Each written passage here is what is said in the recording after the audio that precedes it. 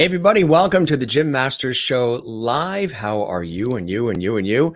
This is your host, Jim Masters. Hope you are in store and looking forward to a great show of music, entertainment, some Irish crack, and lots of levity. And levity, as we call it here, this is an entertainment lifestyle talk show series that we started about 37 weeks ago. It is born out of my work in television and radio here in the United States. The show comes out of the United States in the greater New York area along the southern New England coast between New York and Boston.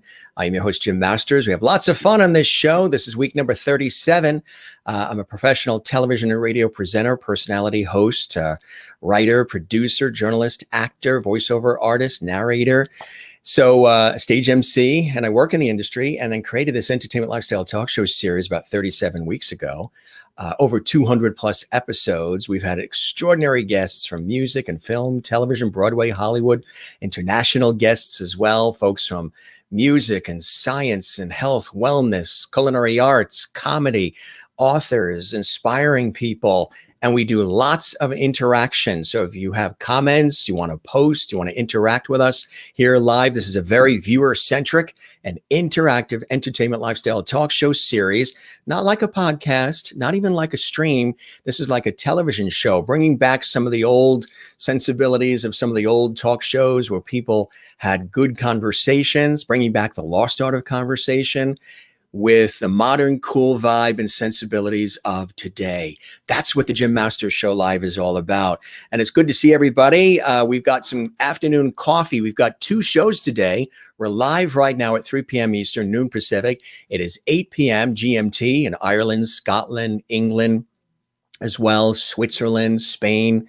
So we welcome everybody. And then we have another show tonight at 7 p.m.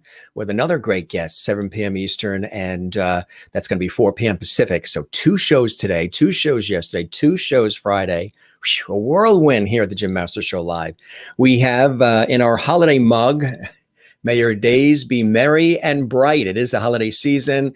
We just have some nice Java, some nice iced coffee. And the reason why it's iced is because I never seem to be able to get to my coffee. I'm always making coffee and then I'm putting it aside and I get a phone call or emails or stuff I have to do. And by the time I get to the coffee, it's ice cold. So instead of reheating it 10,000 times, we put some cubes in it and now it's iced coffee. I really should have made it an Irish coffee, shouldn't I? Maybe later. So we hope you guys are having a very happy holiday season. Those who are celebrating Hanukkah, happy Hanukkah. Those who celebrate Christmas, Merry Christmas, Kwanzaa. And of course, we're looking forward to the new year. We've got an amazing guest, dear friend of our show joining us here, Conor McGinty, singer, songwriter, musician. He's just a little bit of everything. He's a whirlwind in Ireland, very, very popular. And when we mentioned that Conor was going to be coming on the show, people were really lining up saying, when? And that's really cool. So he'll be joining us in just a second as my special guest. We welcome everybody, all of our lovities. This show's about light, love, and levity. And I sort of put those two words together accidentally and came up with the word levity. So all the viewers, they call themselves the lovities. They call me Mr. Levity. And they say that this is Levity Hall because of the positive atmosphere. And then they welcome the guests as lovities. So Conor is going to be welcomed as a lovity here on the Jim Masters Show Live. And the guests love that. Sherry's here and she says, hello, Mr. Levity. And lovities everywhere. So excited for another amazing time in Levity Hall. Welcome everybody watching on our YouTube channel exclusively. We invite you to subscribe to the channel as well. Really building that channel big time. And a lot of people have subscribed recently. We thank you very much. Spread the word. And make sure that you do click the notification bell so you can comment and not miss anything. You do have to log in so you can comment. Anybody who's watching who hasn't logged in, I don't think you can comment unless you log into your YouTube. So make sure you do that so you can comment. Good to see you, Sherry. Bernadette, hello, Jim, fellow lovities and new lovities. What a great weekend of conversations and music. It's been extraordinary, hasn't it? I've been doing lots of talking and it comes from my years on television and radio, but it's been amazing. Good to see you, Bernadette. Kathy Short in Cleveland, Ohio, USA. Happy Sunday, Jim, and our lovely family from Cleveland. I hope we're all doing well today. We sure are. I hope you are Kathy. Anne is here, and Anne says, hello, Jim and everyone. Looking forward to a most wonderful afternoon of entertainment and levity. Yeah, we've got live music. Conor's going to perform live. We've got video. We've got a lot of great stuff coming up. Great afternoon for you. Matinee edition of our show. Hey, Conor, ready for Irish Crack? Slancha, Jen is Zen in Allentown, Pennsylvania, USA. One of our levity viewers from South Africa, always watching. Juanita. Hello, Jim and all the levities. Lovely levities. Love that.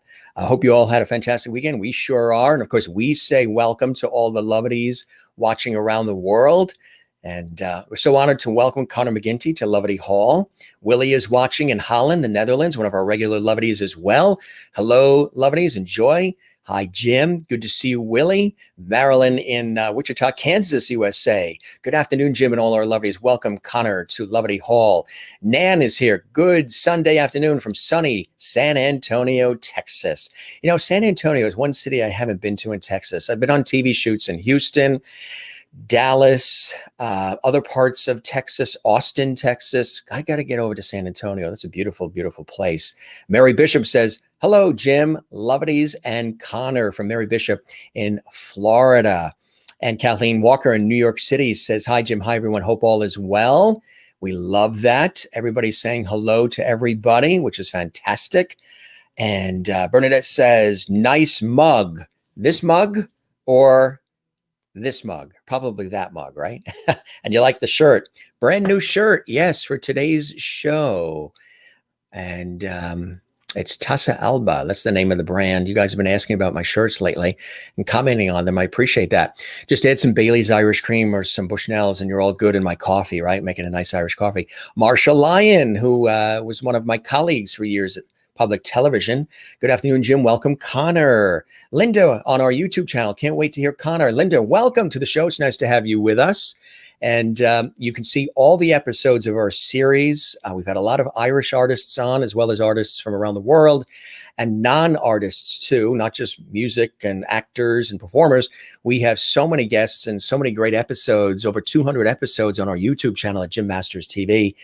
Check it out. You can binge watch. A lot of people like to binge watch our series. Special recipes for hot cocoa or coffee.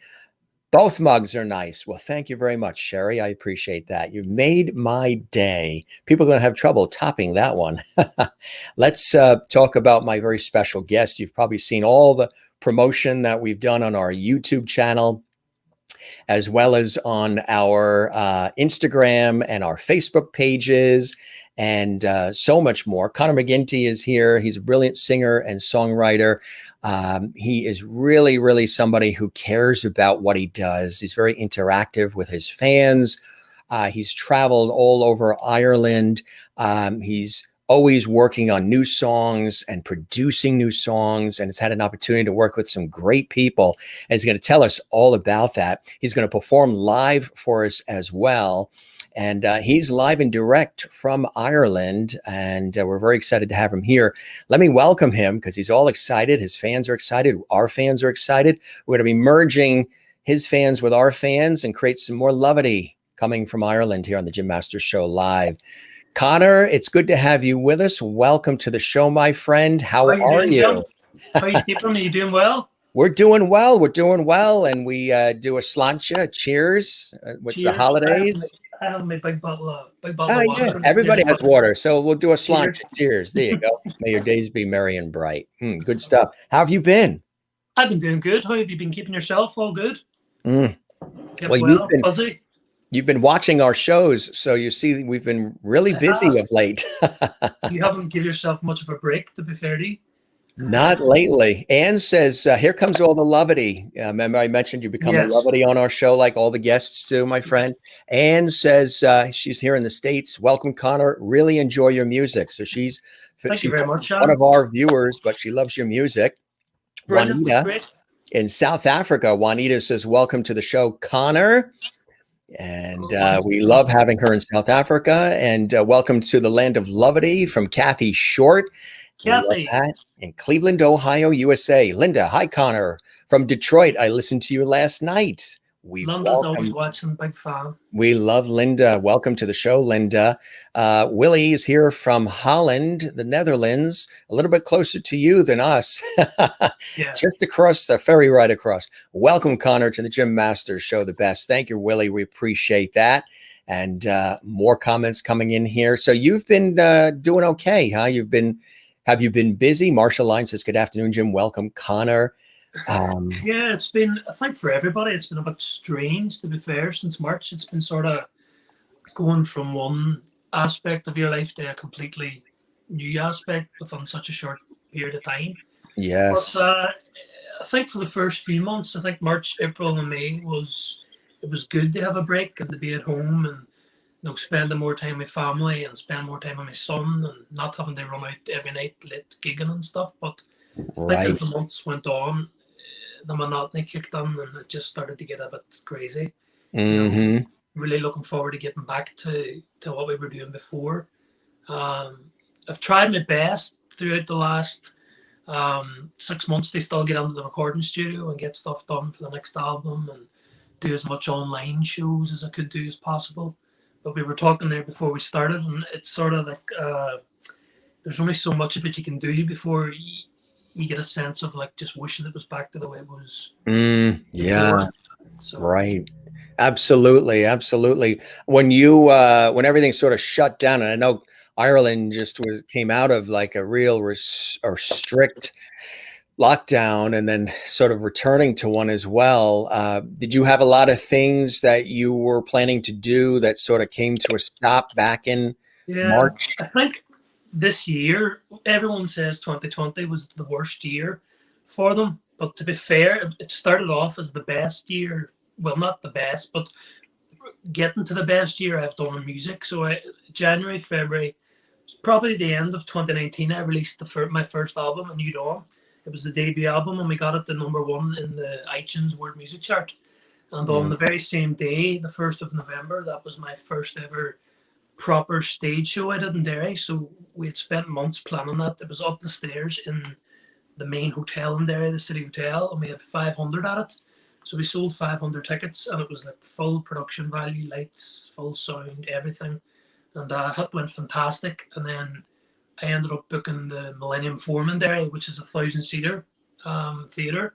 And we took the same show, but we added a wee bit more dimension to it in terms of like lighting and visuals. And we added this concept that I came up with called The Voice from Beyond. So it was almost like a mythical sort of I seen it as like orbs. Yeah. Speaking from beyond sort of thing. But well, doesn't it look like you have one behind you in the mirror? Doesn't it? If you're on the, you've got a little bit of an orb right behind you watching over you. That's right. Somebody looking over me then. But things were going great. Like they really were going really, really well. And I remember I was very lucky to be able to still be able to do the Millennium Forum show. As I said, like that's the biggest venue in Ireland. Well, the biggest venue in the north of Ireland in terms of theatre style. And that was the 1st of March. So like I remember that night in the audience, someone had actually said someone had let out a cough, and I remember being on stage like we were all. It scares everybody when they hear a cough. People started shouting "Corona," but this was before it had actually got to the UK and Ireland. So I was very lucky to get away with doing that gig. That was probably one of the a big highlight for me over the last few years. Definitely. More Lovity coming in. Dante CD, who's in San Diego, California, says, hi, Lovities. Welcome all to Lovity Hall. Welcome, Conor. You're now a Lovity. Brilliant. So I'm really Lovity. I was going to say, there's so many awards you can get in life, but when you get a Lovity on the Jim Masters Show live, I mean, your feet must be tingling right about now, huh? I feel quite special. Definitely. Absolutely. Linda in Florida, USA, St. Augustine, Florida. Good afternoon, Conor. You're now a Lovity as well. Merlin in Ontario, Canada, one of our regular Lovity viewers. Hi, Jim and all Lovities. Welcome, Conor, to Lovity Hall. You are now a Lovity. They've deemed you a Lovity right away. Pamela says, hello, Conor. Welcome. Brilliant show last night as well. Fantastic. That's Pamela. Nan Milligan watched you. welcome to Lovety Hall. Fantastic. Kathleen in New York City. Welcome, Connor, as well. Sherry says, you're definitely a Lovety now, Connor. Welcome to the family here on the Jim Masters Show Live. Bernadette says, hello, Connor. Welcome, and we love your music. Mary Bishop in Florida, USA. Welcome, Connor, as well. So lots of Lovety on this show, for sure, my friend. Love coming on. Lots of love coming your That's way. what we like to hear. We need more of that in this world, don't we? Yeah, big time. We need more Especially of the it. last 6 months. Yeah. Unbelievable. And here we are, the holiday season, and unfortunately, people can't travel. They can't see their families like they wish that they could. But hopefully, the first part of 2021 is still going to be a little funky because, the vaccines and everything have to be figured out. But hopefully, maybe the second half will be back to some sense of stability. I don't know.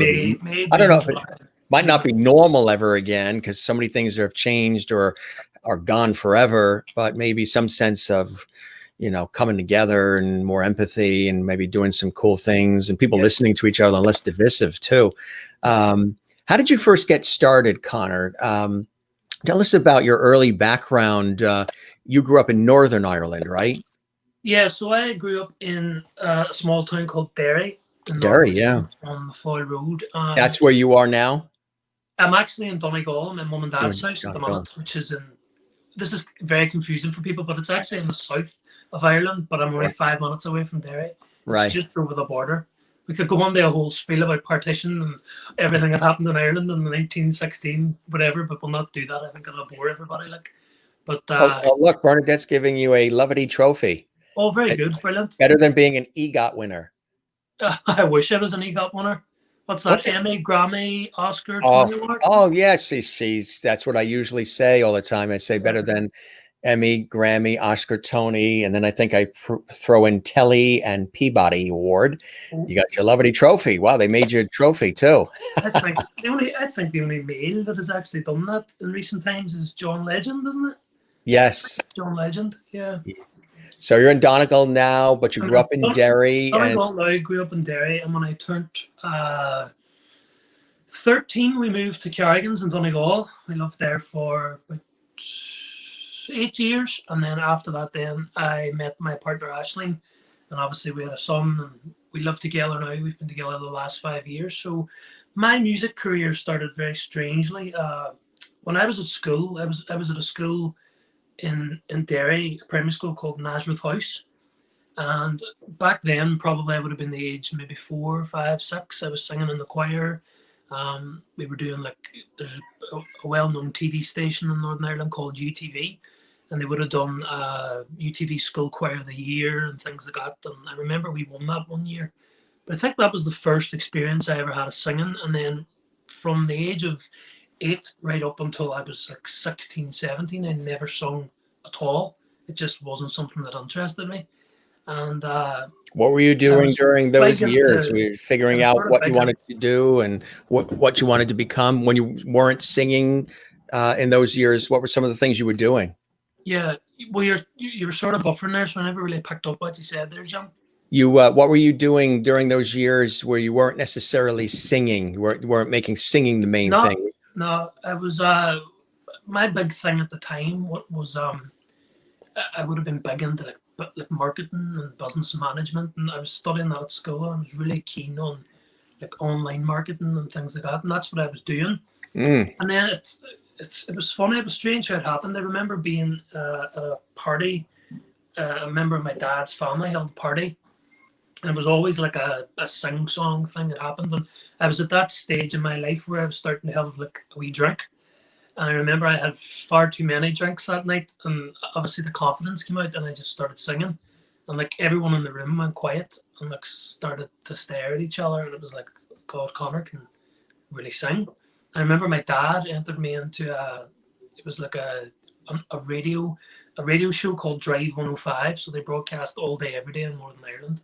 But we were having a radio talent show. It was called The Drive Factor. And the prize was, I think it was £3,000.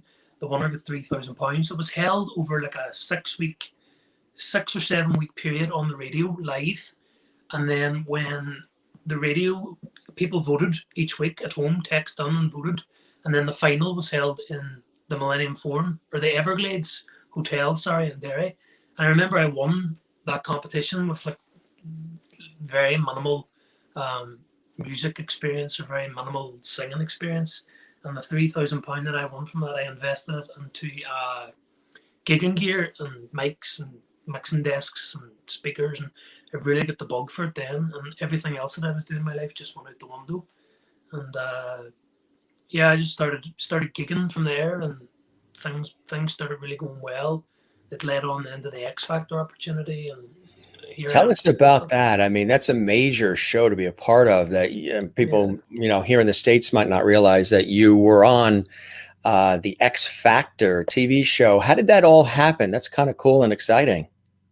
Yeah, it was very strange for me. Like, and people here that would know me from that show, a lot of people would know me on my online platforms from just doing music, music concerts online or whatever. But people that would know me from X Factor, that maybe got to know me online from that, would know that it's very glitz and glam on the TV, but oh yeah, it takes a lot of time to actually get on the show. So I spent, after I started gigging and doing the gigging and stuff, I went to London in England 1 year, and the following year I went to Dublin for like the producer audition. So it wasn't even the judges at that stage, just sort of networking a bit and meeting people. And I didn't really have any expectations of getting on the show the first few years. And the third year, I says to myself, I says, look, I'll give this one last go, because I just this buzz inside me of wanting to do it, because it was always so well known here in Ireland and the UK, and there wasn't really anything else happening here to help you get your voice exposed or get it out there for people to hear. So I remember going down, they were having the producer auditions again in London, and I flew over to London, went on, and the guy that was doing the audition was a guy called Mark Sidaway, and he was like the executive producer for the whole show. But he had actually auditioned me 2 years previous and told me no. So that was like our conversation starter. And I remember being in the room for about 45 minutes with him, and I hadn't even sung. And he was like, right, thanks very much, Conor, and we'll be in touch soon. And I said, well, I haven't even sung for you yet. And he was like, oh, that's right, Dad, could you sing? So it was like, it just shows you that these shows sometimes it doesn't even matter what you sound like, as long as you maybe have a certain way about you, or they see you as maybe being good TV. I don't know. But I sung anyway, and I got the phone call and ended up on the show. And they were having the judges auditions with Simon Cowell, Nicole Scherzinger, Sharon Osbourne, and Louis Walsh. That was in Dublin. And that went great. I got the 4 yeses. That was me through the boot camp. Went to the boot camp the following month. That was like a 5-day thing. People were knocked out every day. I got through that. And then the 6-chair challenge, it was in Wembley Arena in England. It's so iconic, like packed out Wembley Arena, and you had 6 chairs and you sung, and if they liked you, you were put on the chair, and that was you through the judges' houses. But as the contestants were coming out, the more contestants there was still only 6 seats, so you could lose your seat. So I kept holding my seat to the very, very end, and there was only one more contestant left, and he got my seat at the very last stage. I think it was the last 40 on the show. So it was that was bittersweet, but it was a great learning experience, and it gave me a great platform when it aired on the TV. Then come the summer, I was in Turkey at the time, and I remember everyone like sending the messages and the newspaper articles, and you're on the news, and it was just like, it was a real buzz at the time. Like, it really was. It was a big deal for me, like, to get myself, get it out there, like. So I mean, to be actually on that, what happened for you being on that show? It must have obviously added or heightened the notoriety, who you were. People started Googling your name, like, oh, who is he? Who is he? All of a sudden, there's this jump in interest from viewers that are watching that series, The X Factor, and then other people that like music. When being on that show, what happened from there for you? Did it open up a bunch of other doors and publicity that you didn't even expect to happen? Jim, your vocals cutting out. I can't really hear you. You can't hear us? I can hear you now. You're back now. You're back. So just shows you how this works. Yeah, I tell you. Sometimes with the phone, you're on a phone, right? And Yeah, the yeah. phone, especially iPhones, it doesn't like Mac and iPhones for some reason. But And there's me sitting with an iPhone in front of me and a you got, Mac. No, that's yeah, not right. the streaming service doesn't love the iPhone as much as PCs and Android. But Yeah, um, you're back now. I can hear you perfectly. and we're back Mhm. live.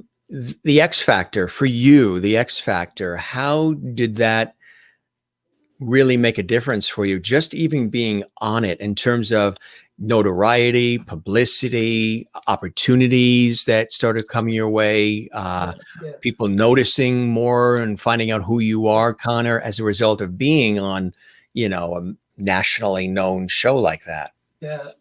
Massive, massive difference. And I have a very love-hate relationship with like with as we go on and talk with music in general. Like you could meet me 1 month and I could be completely engrossed in my music and producing my music with him and my producer and the recording studio and all the marketing that goes along with it. But then you could meet me the following month and I could just be completely scunnered with the whole thing. And that I think that comes from what you were saying there. Like, how did X Factor increase the notoriety? It increased it drastically, but when that happened, I almost said like, well, why has it taken like such a big show like this? Why can people not have maybe picked up on things before? But I suppose that's life in general with everything. You have to like work your way up the ladder. And I think in my early days when I started with the music, I was very uh, impatient.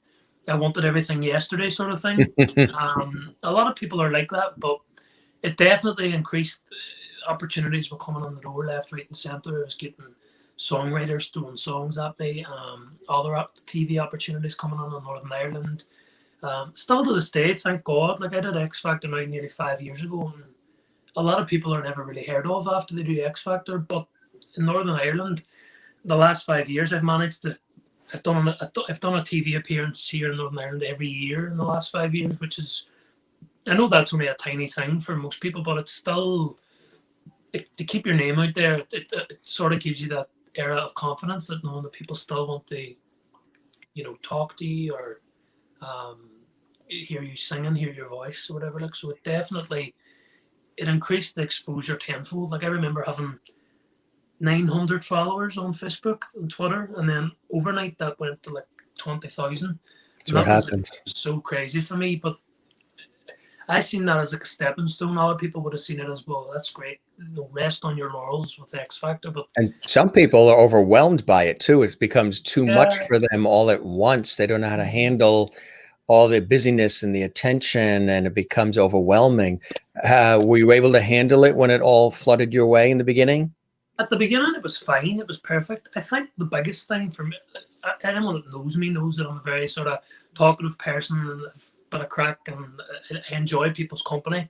Like I always say to my partner, Aisling, she always says to me, do you not just enjoy like lying on the sofa on your own? But I don't really enjoy my own company. I like being with people, talking with people, doing things. So Yeah. it at the beginning it was great for me. I really, really enjoyed it, and it was almost like a sense of fulfillment for me after really working hard for 4 or 5 years with it, going like, okay, things are starting to go in the right way now, like let's build on it. And I was taking every opportunity that was coming my way. I think as the years went on, then with any talent show, as things start to get a wee bit quieter and a wee bit slower, and you have to start going back, maybe back to basics, as they say. That was the thing that I struggled with more than the actual. It was like a flip sort of thing for me. Yeah, Yeah, right. Or exactly right. All of a sudden, you realize you have to keep that energy that's come your way going. You have to yes, be a yes, self-starter. You have to yeah, keep grinding and doing. And that's the thing, because sometimes some people do think when they get like a bounce of publicity from anything that happens in their life, that that means it's going to be automatic and smooth sailing forever. And it yeah. isn't. You have to keep now more than ever, because there's so many people out there and so much going on and so much content and everything. You have to sort of keep it going. So how did you keep it going? For me, it was. I remember the day. It's a very crazy story, and some people actually don't believe me when I tell it. But the people that were there, like the other, like there was three other Irish contestants that actually you could probably have on. Janet Grogan is one, and Niall Sexton, who's actually living in Toronto at the minute. They were all there, so they can vouch for the story. I remember having my MacBook with my backing tracks on the MacBook, and all my keys and everything to do with the music was on it, and I lost it backstage at Wembley in the toilets. So I had set it up in the toilets because there's a nice echo that you get in the bathroom, for a bit of rehearsals before I went on stage. Went on stage, got the seat, and forgot about the MacBook. And the following day, then when I lost the seat and that was me out, I went searching for the MacBook. And I remember saying to myself, like, where the hell is this thing? And down the corridor, like coming towards me, was Sharon Osbourne, and she was on her phone on Skype. And I could hear her talking, and I knew it was Skype because you could see the wee blue S in the top corner of the phone. And she had sort of come past me, and I remember glancing towards the camera, and it was Ozzy on the other side, just like him and her having a conversation, just like, how are we keeping, what's the crack, haven't seen you in a couple of days, sort of thing. Yeah. And I remember that moment, I went to myself, like, God, Conor, like, you should be really thankful and grateful of the opportunity that you've had here. Like, this is mega exposure. Right. I remember making a promise to myself that in that moment, I'm not going to be one of these people that just come off this show and loving the glory of it for a year and then disappear and never been talked about again. So I decided, and this was a crazy thing for me to do because X Factor is such a pop oriented show. It's very contemporary. It's very modern. Sometimes it branches out, but not very often. And I just remember on that day saying, you know what? My forte lies in Irish music. My forte lies in storytelling. My forte lies in performing and getting out there, and maybe not so much pop. So let's use this exposure, but let's flip it on its head to suit me. And thankfully, out of it, I've managed to retain a really good level of following, and a lot of people that really enjoy the music. So it was great that way. How do you describe your style? We're going to sample some of that. He's going to perform live for us, everybody, in case you're just joining us. Our very special guest, Irish singer-songwriter Conor McGinty, live from Donegal, Ireland. I'm your host, Jim Masters. We're here in the United States with our show. Between New York and Boston is where we're located. How do you describe your style, Conor? It's hard to put a label on it, right? Label on it, because when people say that, normally when people say that they can't put a label on their genre, most people say, well, they don't know who they are. But for me, I was brought up, but my dad brought us up on real Irish music. So it was you'd have been maybe in the house on a Saturday and you would have heard Paul Brady on the radio, or you would have heard Johnny McAvoy, or you would have heard Aslan or U2 or any of those sort of Irish acts. My biggest inspiration with music is if you've ever heard of an artist called Tommy Fleming. Mm-hmm. Tommy Fleming's he's called the voice of Ireland here in Ireland. He's very Celtic, very Irish. That would be me as well. But I remember chatting to Tommy last year. He was in the Millennium Forum in Derry the week before my concert, and I happened to get chatting to him online, and he gave me some great advice. And I remember, I spent years sort of looking for others' approval maybe with my music instead of focusing on myself and focusing on what I knew I could do and what I couldn't do. And he gave me this great advice, and he says, Conor, the best advice that I can give everybody, and I wish somebody had to give it to me when I was your age, and he says, paddling your own canoe reaps the most rewards. He says, so essentially saying when you focus on yourself, it reaps the most rewards. So I started doing that, and when I started focusing in on exactly the line of music that I wanted to do, that's when things started to get more positive, and things, I was being offered more opportunities, and with the album going to #1 on the iTunes chart, and the sales of the albums and people picking it up, and then the 2 shows, I think I played 1,000 people in a month period here. So we were going to branch that out then in March and April and start doing it around Ireland with the show. And I had a promoter on board and an investor and things like that, and things was going really, really great. And then all of a sudden it was just boom, overnight, things just sort of crashed, if you want to put it that way. It was that was definitely hard to take. But then you know what, I'm not sure about yourself, but I've done a lot of a lot of good work over the last year. If you've ever heard of Bob Proctor, I would be a big fan of his work and the work that the Proctor Gallagher Institute done, and it's literally positive thinking. Like when you really get deep into that way of thinking, you train your mind to take a positive from every negative. So March, April, May time after that happened, I just sort of decided, you know what, this was supposed to happen. Let's just make the best of it. And I started taking things online, doing the online shows, crafting really hard, like, you know, with the future in mind. So emails I've been sending, people I've been talking to, the networking side of things, and just working on my voice and taking it easy as well. I think we all need a bit of a break at times, which is good uh, at the minute.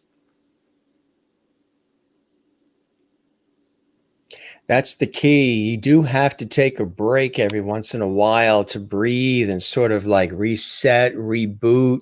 Um, by doing that, so you're on a bit of like a comeback right now, aren't you? You've had a little bit of a break, and now you've regrouped. And this year, actually, for a lot of people, this particular year, where everything came to a stop and everything, as horrific as this year has been, it's also given us pause or time to pause to reflect. What do we really want to do with the rest of our lives? What are some of the things that we want to accomplish? How do we want to really reflect to the world who we are and the authenticity of what we offer and our talents and our skills and our beliefs? And you've been going through some of that even before, like COVID and everything. I know, reassessing, okay, I've done all this, I got on X Factor, I've had all this happen, I got the album out, but what else do I really want to do? And what levels and where do I want to take this career that I've put so much of myself into? What kind of music, what direction do I want to go into? And this year has been a perfect opportunity to really have time to focus and do that. And you're coming out of that sort of pause, rethink, regroup period now, and coming out of the gate strong, right? Yeah, definitely. I think, like, as I say, like the first few months was the hard. I think for every performer, every singer, every songwriter, the first few months of your life just sort of been flipped upside down from what you know to this new way of the world. It definitely was hard to take, but as you say, like over the course of the last year now, like it's definitely made me sit back and evaluate. Like, well, number one, what do I want from music? Number two, was I completely happy with the way things were going and how I was, the amount of gigs that I was taking on? You know, before the lockdown happened in March, I was doing, I'd say sometimes 4 to 5 gigs a week, 2-hour gigs. I remember at the weekends I played in, it was all local gigs, right enough. It was Derry area, Northern Ireland area, a few in Belfast, but I was doing a lot of damage to this, you know, even though I was thinking I was doing all this for music, strengthen your voice, you're making money from what you love, but sometimes you have to evaluate and go, okay, is this going to give me any longevity here with my vocals? The answer was no. So 3 months ago, then I was sitting and I'd sort of decided to myself. I was talking to Aisling, and we had just found out that we were having another baby, and I was saying that a bit of stability would be good here because I can't see music going back to the way it was. Right. And me being me, like I'm the sort of person, like, as you know, I don't really like sitting about. So, I just sort of decided, well, there's no point being, what's the word for it? There's no point sitting back and resting on your laurels and saying, okay, well, I'm a performer and there's no work out there at the minute, so I just have to take my oil. I says, no, I have another skill set there, marketing skill sets.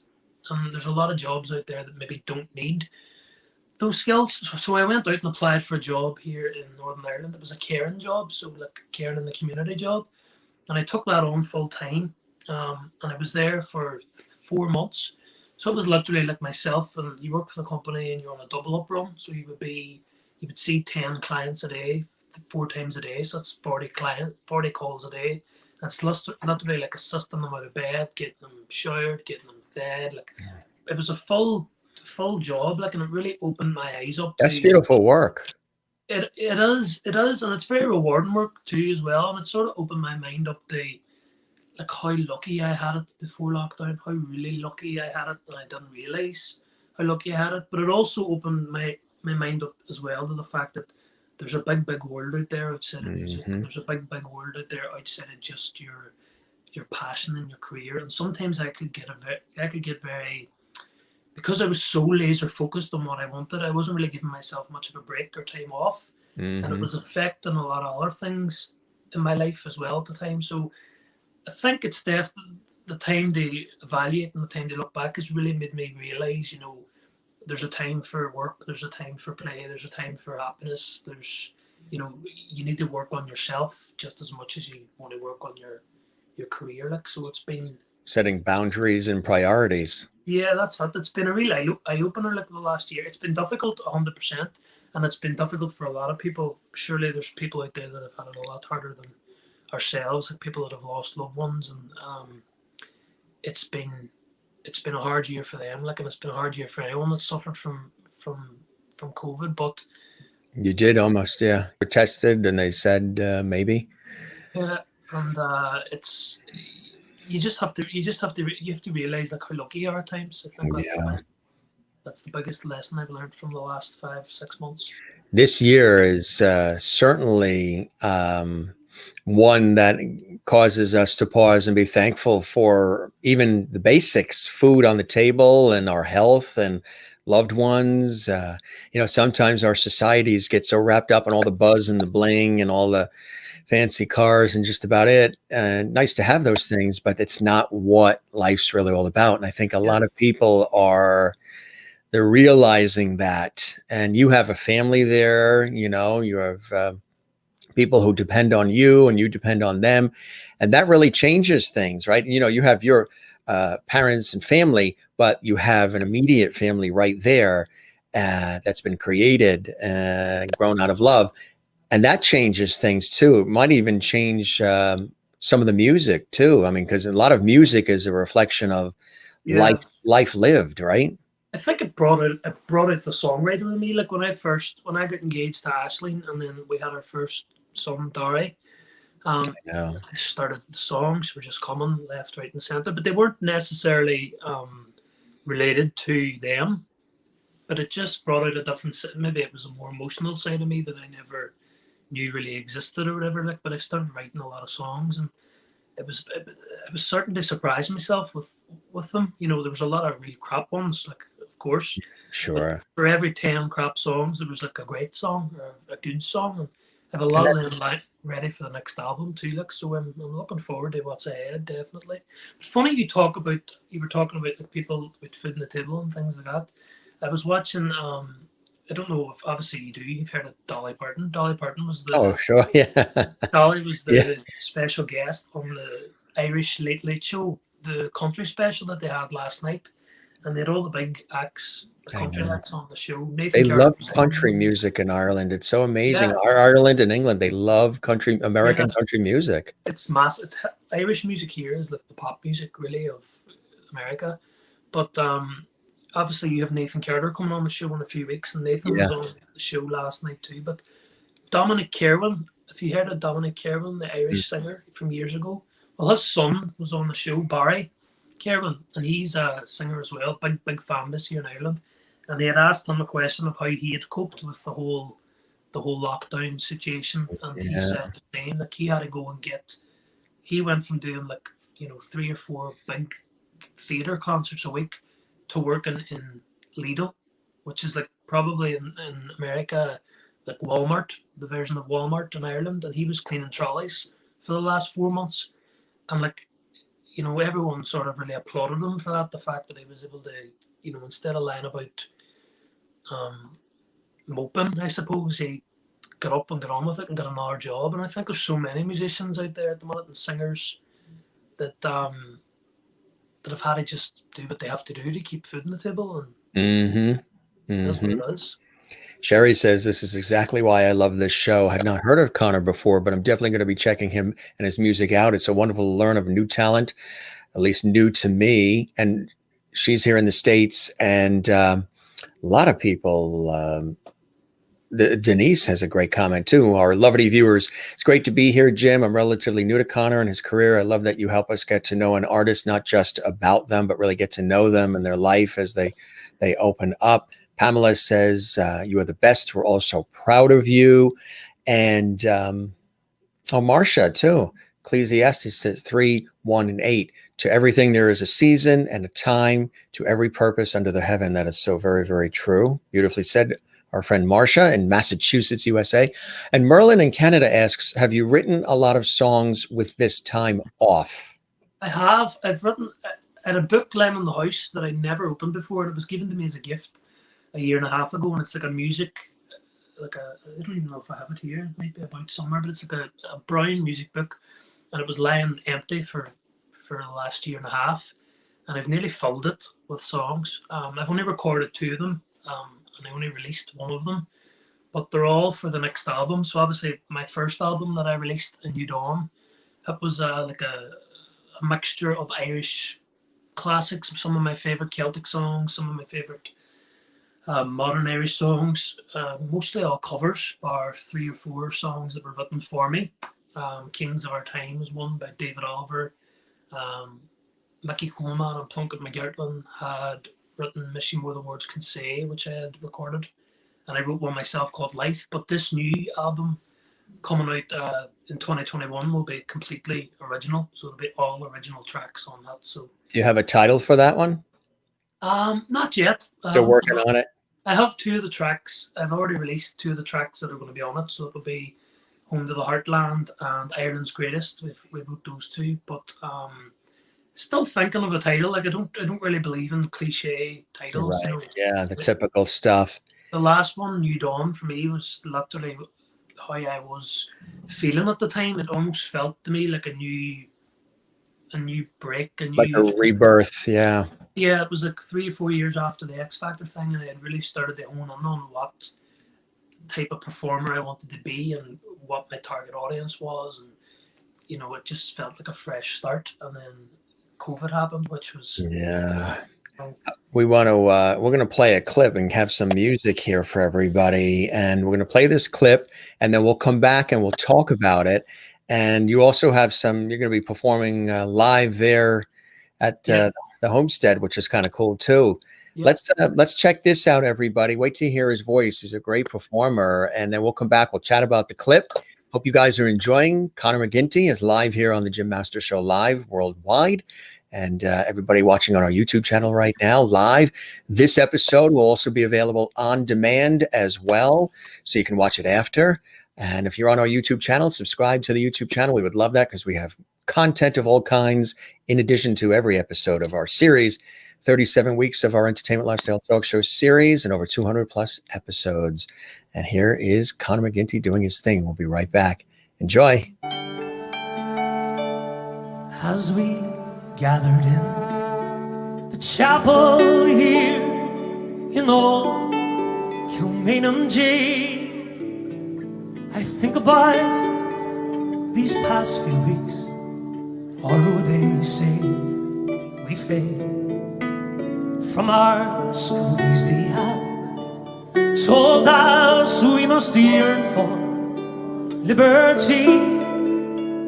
Yet all I want in this dark place is to have you here with me.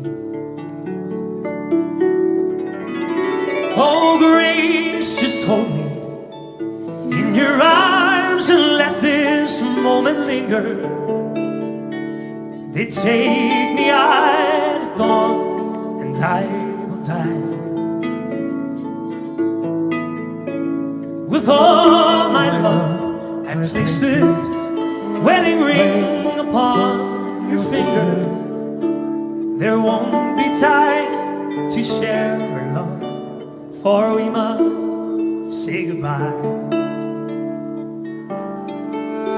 Now I know it's hard, free my love, to ever understand the love I bear for these brave men, my love for Ireland. And when Patrick called me to your side down in the GPO, I had to leave my own sick bed. To him I had to go. just hold me in your eyes and let this moment linger. They take me out the door and I'll die.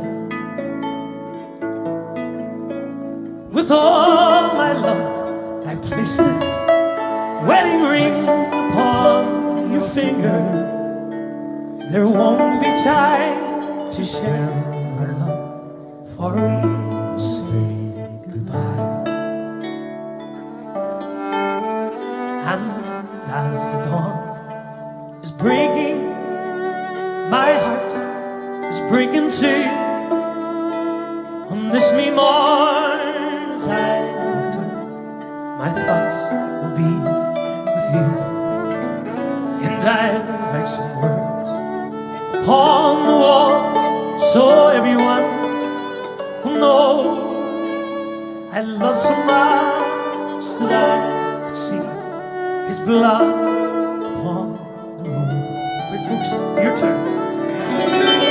Oh, grace, just hold me in your arms and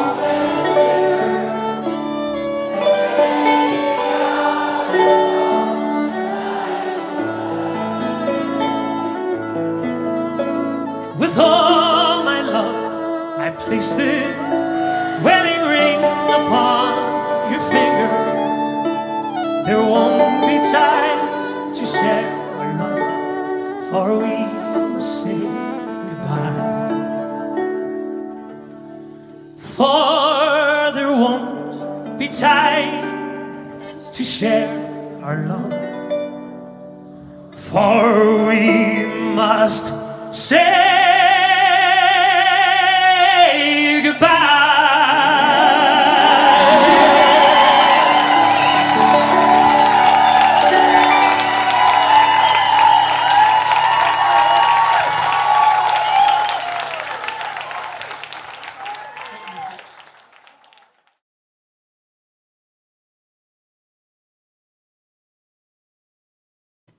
Amazing, my friend. Amazing. Really.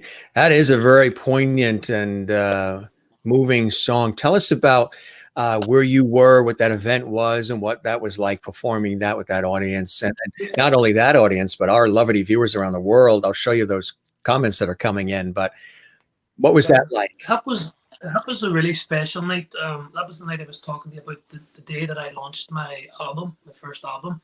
So that was November 1st last year, and there was about, I'd say, a good 6-month build up to that. We sold about 500 tickets, and it was the first time that I had actually branched out. Instead of me singing in hotels and bars and restaurants, this was my first.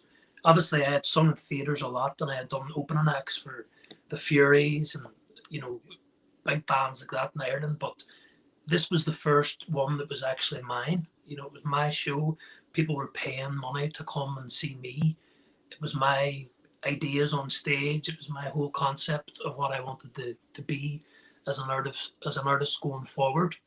So and obviously the special thing about it too was the fact that the album had went to #1 on the iTunes chart that day, so that there was a real buzz in the air that evening. And I was really high on the whole Bob Proctor work at the time too, so I was like it was just, as they say, like in a very good vibration. I was in a very good place. It was like, it's a night that'll stick out in my mind like for a long time to come. It definitely will. So I want to show you some of the levity coming in. Seeing the wall in the jail is a sight so moving. Carol says, Conor, your voice is beautiful, the kind of voice one can listen to all day. Juanita in South Africa, absolutely beautiful. Barbara here. Welcome, Barbara. Nice to have you on the Jim Master Show live. Barbara. YouTube. We welcome you. You're now a lovity. You're one of our lovities. Isn't that great? It's always nice to be a lovity. The world can use more levity. She says, beautiful. And what a beautiful photo she has, her YouTube profile. Yeah. Really, really beautiful. Nice smile. Beautiful, Conor. Love the album. Marsha Line in Massachusetts, USA says, goosebumps. She's got goosebumps. Marilyn Hammond in Wichita, Kansas, USA. Lovely song from our new lovity. That's it. You're officially a lovity, my friend. Kathy says, such a beautiful song. Love your singing. In Cleveland, Ohio, USA. And Wozniak claps. Irish Shamrocks, hearts. She got it all in there, all the emojis. Wowza from Denise. Bravo from Bernadette. Linda Odell in St. Augustine, Florida says, Connor, you absolutely have a beautiful voice. Kathleen Walker in New York City says, beautiful. Merlin in Ontario, Canada. Wow, you sound awesome. Denise was singing with you. Dante CD in San Diego, California, USA. Wow, what a voice from up above. What a grace. Sherry Schoenline, beautiful. Love this song. Bernadette, Grace is such a poignant song. Well done, Connor. Really, really nice. And I like when people tell us things like they have goosebumps. Yeah, You that's give them good. That's always goosebumps, a my good sign. friend. Yeah. That's always a good sign. Did you wanted to perform something for us? Yeah, I have a lot of songs ready for you. I was watching the other clips that you had of other artists. I know you had Phil Coulter on, and you had Coulter, yeah. guys from Celtic Thunder and stuff on as well. And I'd seen, like, I was watching like the time, how long your interviews lasted for. So it was like sort of planning things out just to give you plenty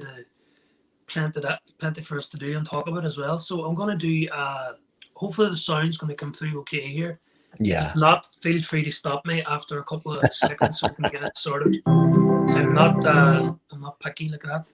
No, I'm gonna do yeah. a couple of Christmas songs as well, but I'm gonna do this one first. This is probably one of my favorite songs, The Prayer. Oh yeah. That's a beautiful song, absolutely. We'll get this rocking then. We'll do our first wee number. So All right. Live and direct from Donegal, Ireland, our very special guest, singer, songwriter, Conor McGinty. With The Prayer.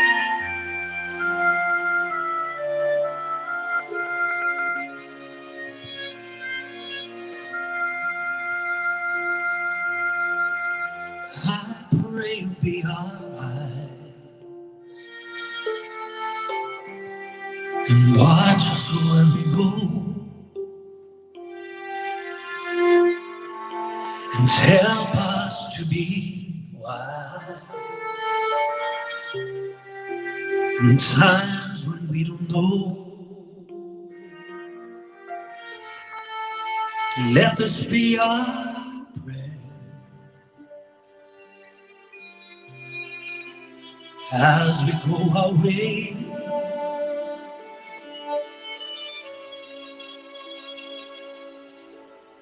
Lead us to a place, guide us with your grace. Give us faith so we be saved. I pray you'll find your light and hold it in our heart. When stars go out each night, remind us where you are. Let this be our prayer. In shadows fill my day.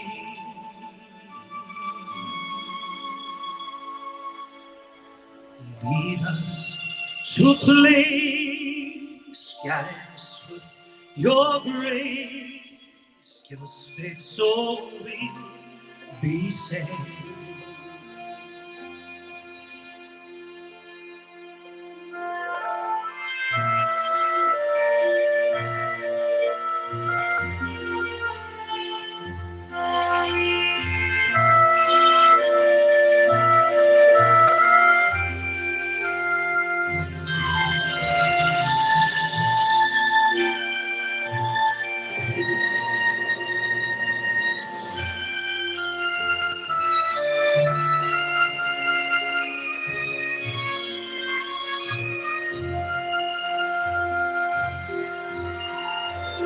We ask that life be kind, watch us from above. We hope it's so fine, never so to love. Let this be our prayer. just like every child needs to find a place. Guide us with your grace. Give us faith so we'll be saved. Need to find a place. Guide us with your grace. Give us faith so we'll be saved.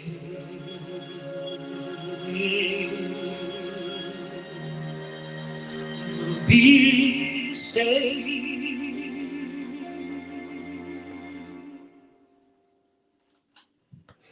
Really nice, my friend. Really, really nice. That's such a beautiful song, and you really knocked it out of the park. And comments coming in to that effect too.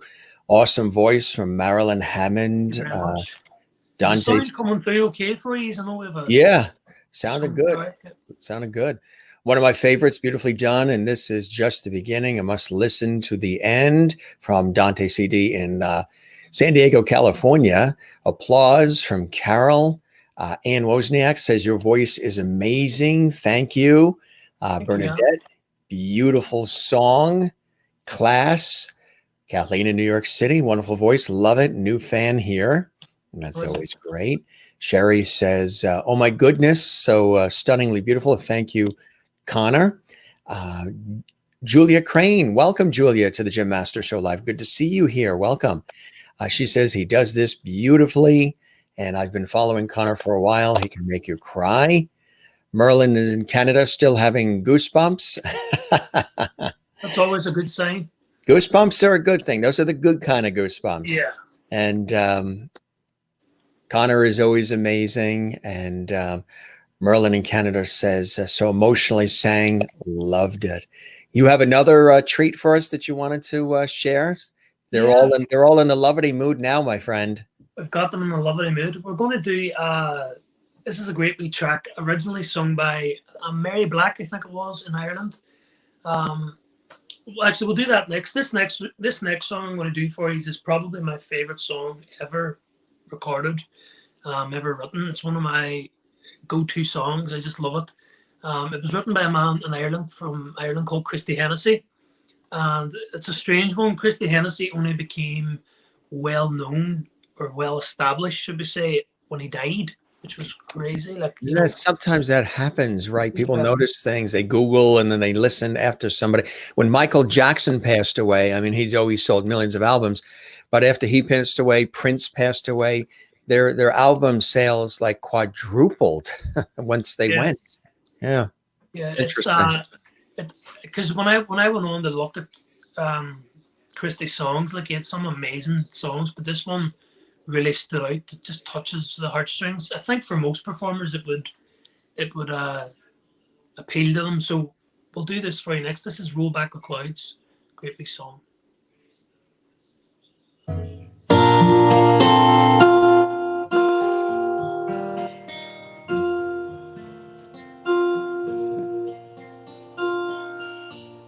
I've been sitting here so long for you to hear my song, and all you want to know, have I been on the radio? Who's the biggest star I've seen? What is my favorite scene?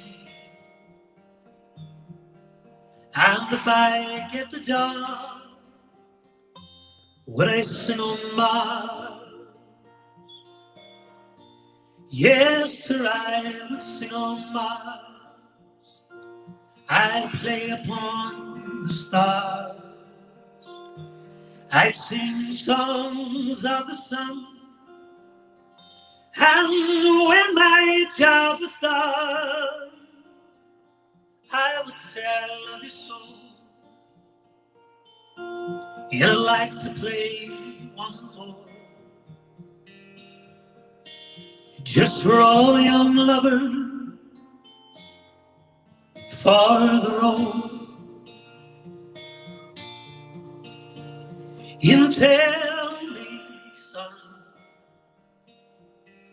just how far I need to go to be a star. Every day the same old scene, the same old times,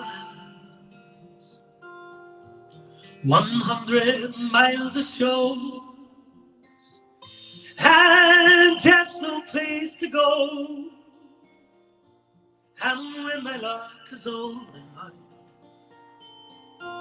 and I'm asked to take goodbye, you've just stolen the show. Now you're on your own. And tell me, son,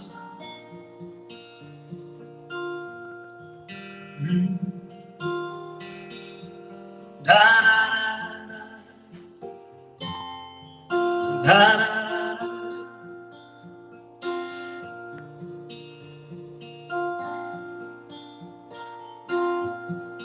Walk through sunshine with my dancing shoes, in my dreams and views, walk upon an empty stage.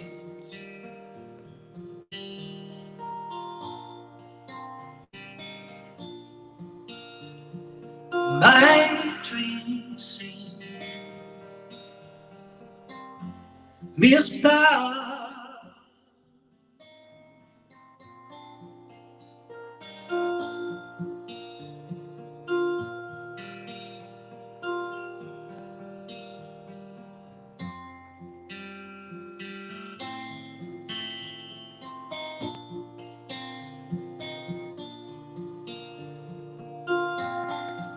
Tell me, son, just how far I need to go to be a star.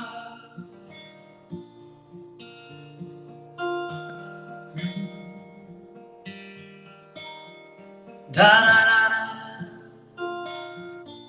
hey.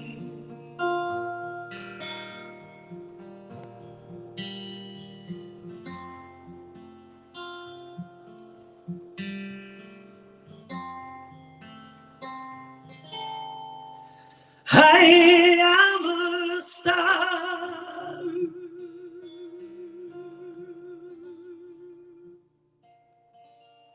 Got a Christianity phrase there. Really nice, really nice. Beautifully done, my friend. Julia Crane says Conor has such a beautiful range with his voice. He could sing anything he chose to, including the phone book. Julia. Maureen is here. Conor and all lovely saying hello. Good to see you, Maureen. Carol, he reminds me, oh, a little bit of Engelbert Humperdinck. Wow. That's a fair compliment. I was going to say from Wales, and he lives in, I believe it's in Florida now. Kathleen Walker, claps, claps, claps. And she's in New York City. Merlin in Canada, very soothing to listen to, really liking it. And Merlin also says she sees that you wear the beaded bands on your wrists too. They catch everything. Yeah, sometimes it's a bit of a handling, but exactly right. So that song, tell us the importance of that song too. A lot of them saying that they absolutely love that song. Yeah, Roll Back the Clouds, I think it's just like it's one of those songs. It's when you sing it that you're almost telling your own story. Like, so I remember coming off the X Factor and all people asked me was, what was Simon Cowell like, or what was Sharon Osbourne like? And it was like, yeah, who's the biggest star you've seen? Like, they don't really care as much about you as the performer or the singer. And it's also about, like, you know, when you're chasing this music dream, you know, it's probably one of my biggest dreams to be on like the West End and Broadway, like, you know, those shows like Les Mis, I think so incredible. Like, that's where I feel that's the stage shows that I was doing there in March and November.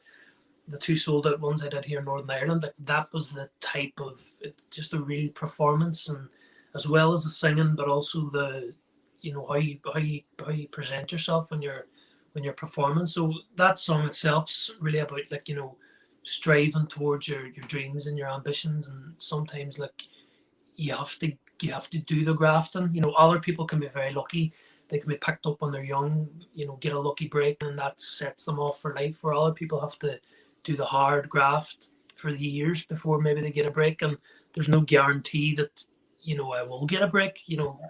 A lot of people that probably would be friends of mine within music would always say to me, "Oh, but Conor, you have your break already. Like you have a wee following, and you can only build upon it." But to me, like my break with music is when I, establish myself down the line, and Does it require a move from Ireland at all? I think so. Yeah, everyone that the promoter that I had got on board previous to COVID, when I did my big show in the Millennium Forum, he kept saying to me, Conor, your biggest market is in America. Your biggest market's with Irish Americans. That's where you're gonna excel. He says, you're doing well here, but you do need to branch out. Like, and I would love to do that. I was chatting to Darren from the High Kings not that long ago. I sent them on a few songs, and I was chatting to Tommy Fleming as well, and the overwhelming sort of feeling is that that's where the market is in America. So yeah, I would love to come out. I would love to do a few gigs. So many Irish artists have come here. You think of all of them, even the Irish tenors, Ronan Tynan, John McDermott, even before that, Frank Patterson, Daniel O'Donnell, all the Celtic groups, Thunder, Woman, all of them, all of Fallon, they've all come here to the States because they really do soak up the Irish music quite a bit here. I mean, really love it. And also Latin, Spanish as well, Italian, but definitely the Irish music. I mean, Riverdance was such a worldwide hit, and then here just took off. Matter of fact, they've been celebrating the 25th anniversary of Riverdance now. Hard to believe it's 25 years. But yeah, there's a real love in big cities with big Irish contingents, New York, Boston, Chicago, but also for country music, Nashville is a big, big place, that area, and big place where music's coming out of New York, LA, other areas. But of course, Nashville is a big area too. So you've toyed with yeah, some more time in the States. The risk as well of doing it, and obviously you need a good bit of finance behind you to get yourself out there and get going. Like, I had always been, I think this is the advice that when Tommy Fleming had given me this advice, he had said, pal, you own canoe, it reaps those rewards. I had sort of spent maybe 2 or 3 years bombarding people with emails, producers of all the shows and musical directors, and you just have to do these things. You have to batten down every door, like not doing every door until the right one opens. And more than ever now, yeah. I know over the last year and a half, 2 years, I did a good job of making sure that I was on people's minds. That was my intention. Let people hear my voice, whether or not they appreciate the intensity that I threw the music at them.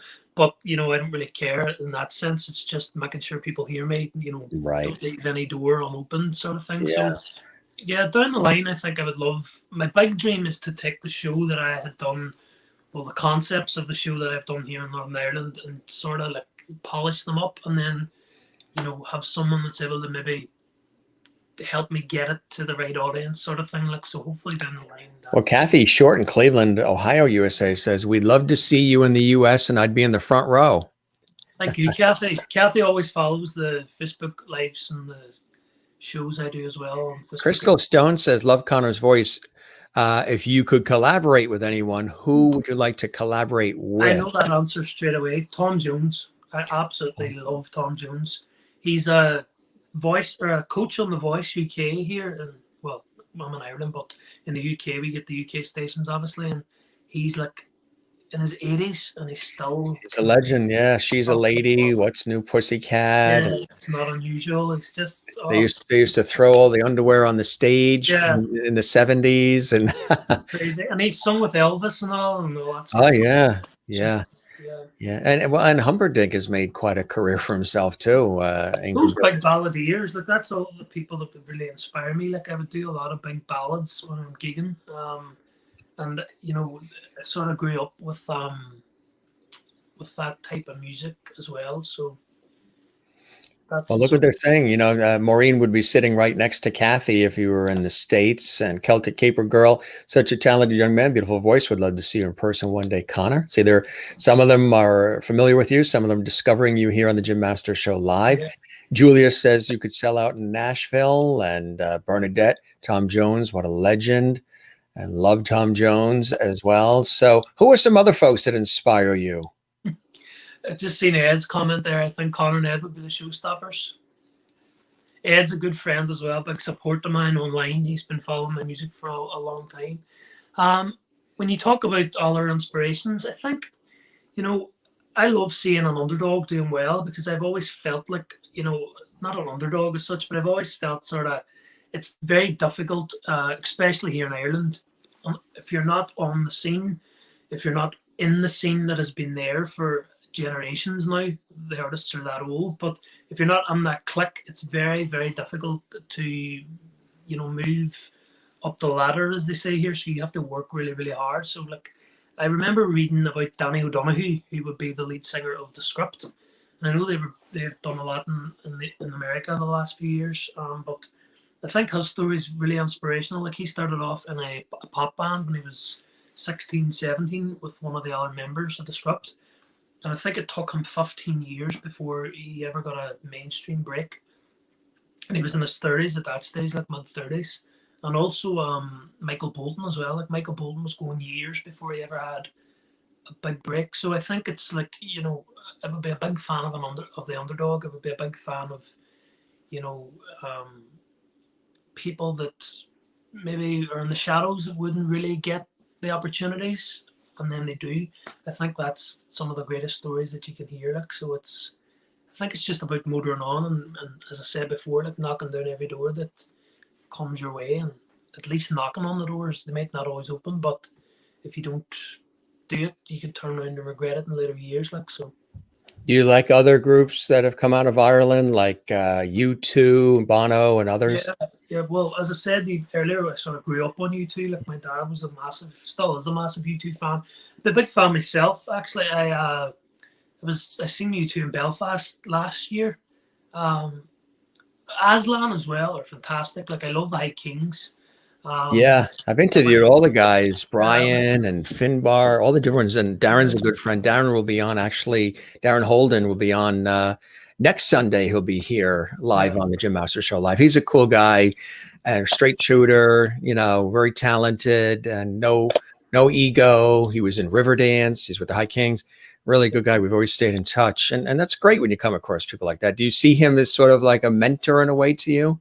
I think when I was talking about like Tommy Fleming, I don't really know Darren that well. I've only had a few conversations with Darren over the last few months. Actually, only from lockdown was the first time I could speak to Darren. But Tommy Fleming would be somebody that I really look up to as a performer and an artist. And I think what he does here in Ireland is something that I would love to do.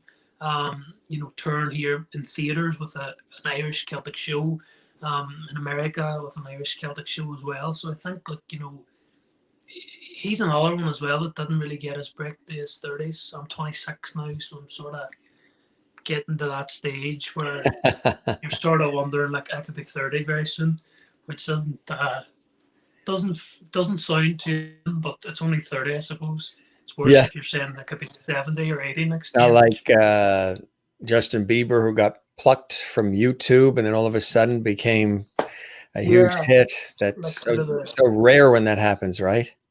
It is. It does happen as well. Like I'm sure we were talking previous to this. You were talking about my cousin Damian. He when he was 14 was picked up by Phil Coulter and Sharon Brown. Right. And that was him set, ready to rock and roll. And I'm sure he's worked very hard over the years. Yeah. Where he is now, but that sort of thing doesn't happen all the time as often as people think it does. Like it's just, you know, there's a lot of hard. I think I remember hearing a story one time as well from I think it was Tom Jones had said it to Ollie Murs on The Voice UK. he had said to Ollie Murs, like, you got very lucky on the X Factor. You just sparked and things happened for you. He says, where the rest of us, we had to work our balls off, really, when in the bars and the smoky joints and stuff that he used to talk about. So I think music's a very difficult career path to choose. I think you have to be the right place at the right time. It is. And you have to work really, really hard. I think most performers that you talk to are really hard workers. Mm-hmm. So yeah. It is what it is. It's one of those careers that, as I said to you earlier on the show, it's like a love-hate thing with me. I could be like really, really, really shit hot on it one month, and then the following month be like not really in the music sort of mood. And I think that just comes from the instability of being your own boss here in Ireland, essentially, your own, self-employed and doing everything by yourself, no agent, no manager. Mm-hmm. I think that's the next thing now once lockdown's over and things get back to normal, is I need to try and get a good agent and good management and try and start moving things forward, like, definitely. Mm-hmm. Absolutely. And again, and we're going to have Conor perform again in just a second, but there are blessings in your life, my friend, right? Yes. Who do we have here? So that's Aisling and Dory when he was very young. He looks only about a year old there, not even a year old.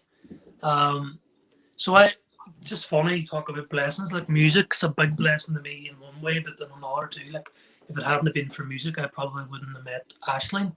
So we have a joke amongst the family. Aisling stalked me at all my gigs in Derry.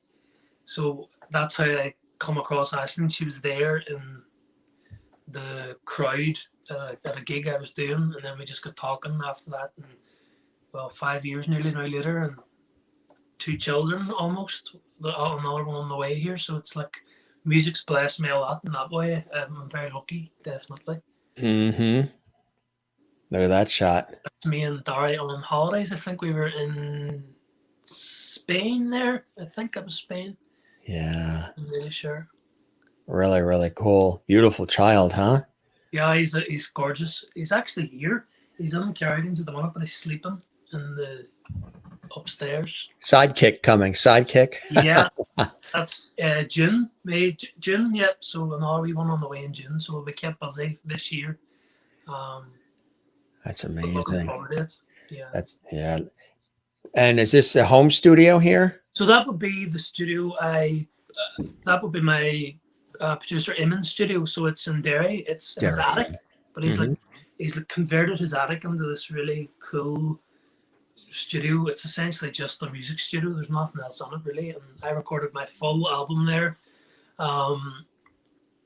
That's where I record all my demos. I would go down there and I would record if I'm recording a song for Facebook or YouTube. And then we would work on music down there, songwrite down there, write our songs. So Eamon's very talented. I think Eamon actually last year got nominated for Eamon's another one you could have on the show. He's a great story.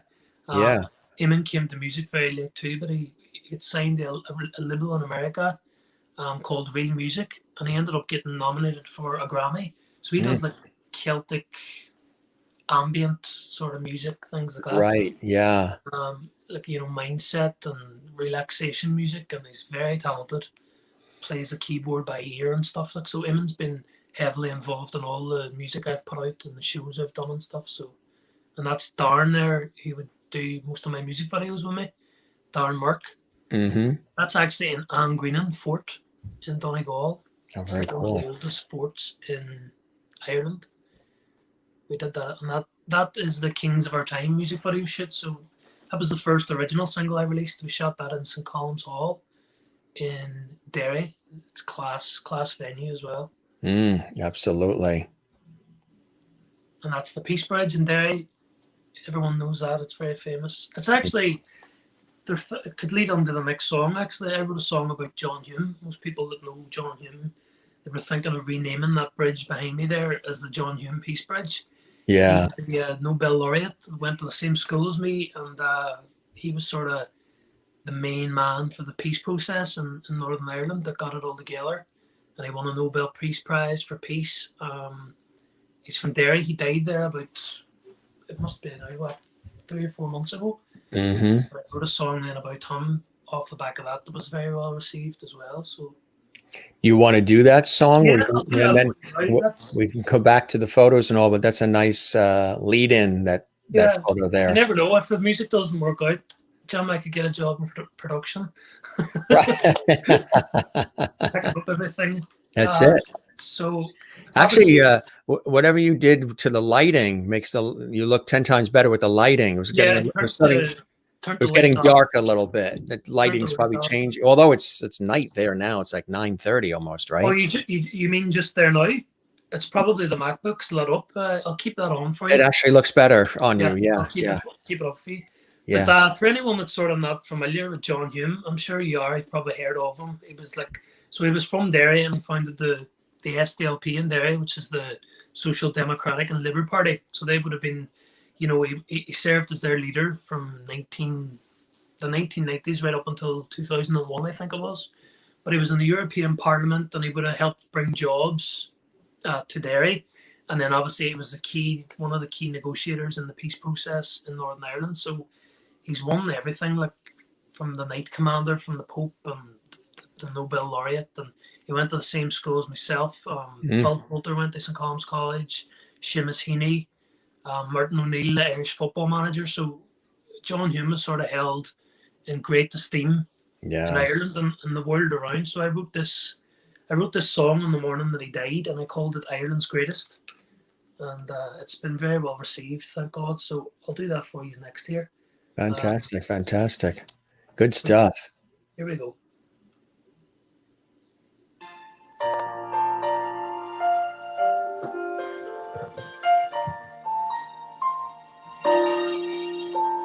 I grew up here in Ireland. Derry is my home. I fought for all I knew, for peace and love alone. To think it was my talent to embrace the world around. Ireland needed peace. My duty it was born. I understood the people. My heart is with them all. They call me Ireland's greatest, but to me I was just John. Ireland's greatest, the strongest man we knew, a champion of the people. Hard times he did go through. He changed the world around us. He fought for all our rights. Forever we are grateful. Now Ireland's sun shine bright.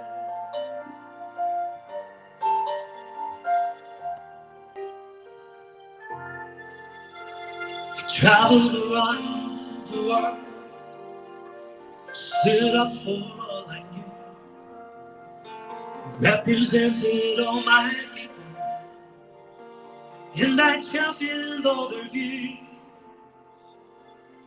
Along the way there were challenges, I overcame them all.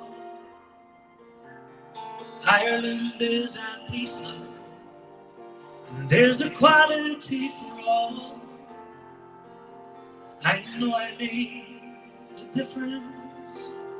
I hope you are proud. To serve you was my honor. Now it's time to fly. Ireland's greatest, the strongest man in you, a champion of the people. Hard times he did go through. He changed the world around us. He fought for all our rights.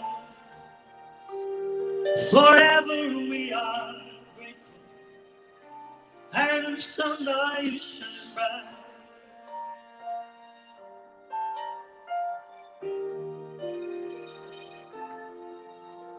I'll rest now in my city, the town I love so well. Finally I'm at peace now. You feel me in the air, my darling Pat. I love you, I'll see you in a while. I'll always be here with you, here on the Emerald Isle. Ireland's greatest, the strongest man in you, a champion of the people. Hard times he did through. He changed the world around us. He fought for all our rights. Forever we are grateful.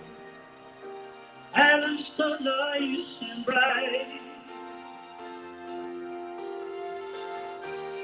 Ireland's greatest, the strongest man in you, a champion of the people. Hard times he did go through. He changed the world around us. He fought for all our rights. Forever we are grateful. And someday you shine bright. We shall overcome, he said, and that then we did do. We'll remember him with fondness, a champion through and through.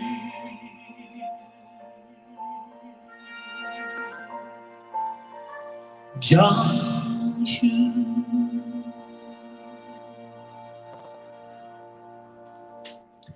Ireland's greatest there.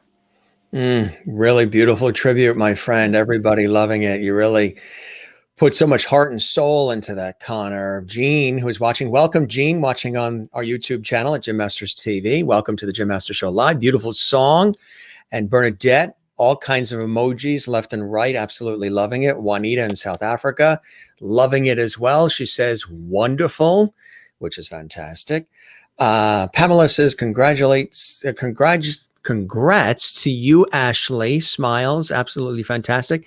Thanks very much, Jim, for having Conor on your show. Of course, you're very welcome, Pamela. Thanks for watching our YouTube channel. What a beautiful tribute from Sherry with claps in there as well. Celtic Caper Girl 1 says, beautiful, absolutely beautiful tribute. Maureen says, my heart is smiling, but my eyes are leaking. Oh, that's the first time I ever heard that expression. Wow. Allison Tillman says, great song. What a beautiful tribute, Sherry. Bravo from Kathleen in New York City, USA. More coming in here. Celtic Caper Girl says, pray that you get that big break soon, buddy. Kathy Short, such a heartfelt, wonderful song. Denise, this is such a beautiful tribute. Celtic Caper Girl 1, such a wonderful tribute, Conor. Bernadette, such a song, well written and well sung. Julia Crane, this song makes me cry. Conor did a beautiful job at writing this, and more claps. And they're saying that, the tribute, he sounds like an amazing man, and very, very beautifully and tastefully done, my friend. Bravo from Merlin. Bravo, Conor. And Christine Clifton in North Carolina, USA says, beautifully sung, touching lyrics, a tribute from the heart. What's been the response to that song from others? Yeah, it got a great reaction. Obviously, I wrote it on the morning that I found out he died. So it was massive news here in Ireland and everywhere. RT News and Sky News and BBC News and all the cameras sort of flocked to Derry because obviously that's where he was getting his funeral was from, and it was well received from everyone and his family as well, and a lot of members of the family had contacted me. They said that they really, really, really loved the song, and it was a great tribute to him. And I went with the title Ireland's Greatest because he won. There was a national show on RTE, the Late Late Show here. and he was actually crowned as the greatest living Irish person a few years ago. So he beat like, you know, Bono and Mary McAleese and all these people, like, and he won it. So as a dairyman's writing a song for a fellow dairyman like that as well, the words just came to me that morning, and I got a great reaction. It really did. I think there was about 500,000 views on it in a couple of days after the funeral. Like, so it got great exposure, and it just shows you as well, like, you know, one song can open you up to like a massive audience outside of what you are used to, like, as well. So You touch their heart and soul in ways that you know, sometimes people don't even realize when they're writing the music or performing it. Beautiful words, music and voice from Marshall Lyon in Massachusetts, USA. Linda Gilbert, beautiful as always. Very, very touching. We have some more shots. Where is this? So that is the walls. So obviously the walls are very historic in Derry. So I think Derry was Europe's first ever walled city. So the whole city of Derry, like the city centre, is covered in walls. It's like a Yeah. Where you see the big building there in front of me, that's the Derry's Guildhall, and then in front of that you'd have the Peace Bridge and the Foyle. So back when the American boats and stuff would have been coming onto the Loch Foyle, that would have been the docks area of Derry, and then the cannons are from the siege of Derry. Don't ask me the details because I would be lying if I told you I knew all about it, but do you have any details? I think the English tried to take over part of the north, and Derry was a walled city at the time, and they fought back and all this sort of stuff. Like, but history was never my strong topic. That's John Hume there. Yeah, that's actually him standing on the walls as well in Derry, overlooking the bog side. That's a cool shot there. Yeah, paying homage, absolutely. This one's cool, this shot here. That was the single cover for Lovely Derry on the Banks of Foyle. So that was a wee song I released during lockdown. The proceeds for that went to the Alton Galvin Area Hospital during coronavirus. Oh, that's we also released a few, the Foyle Hospice in Derry. We did a few. I think we raised £400 or £500 for them. Obviously over lockdown I had to try and support myself and my family, so I was doing like every other artist out there around the world, the PayPal tip jars, and the fans were so generous and like tipping during performances, and it kept me going for a good period of months.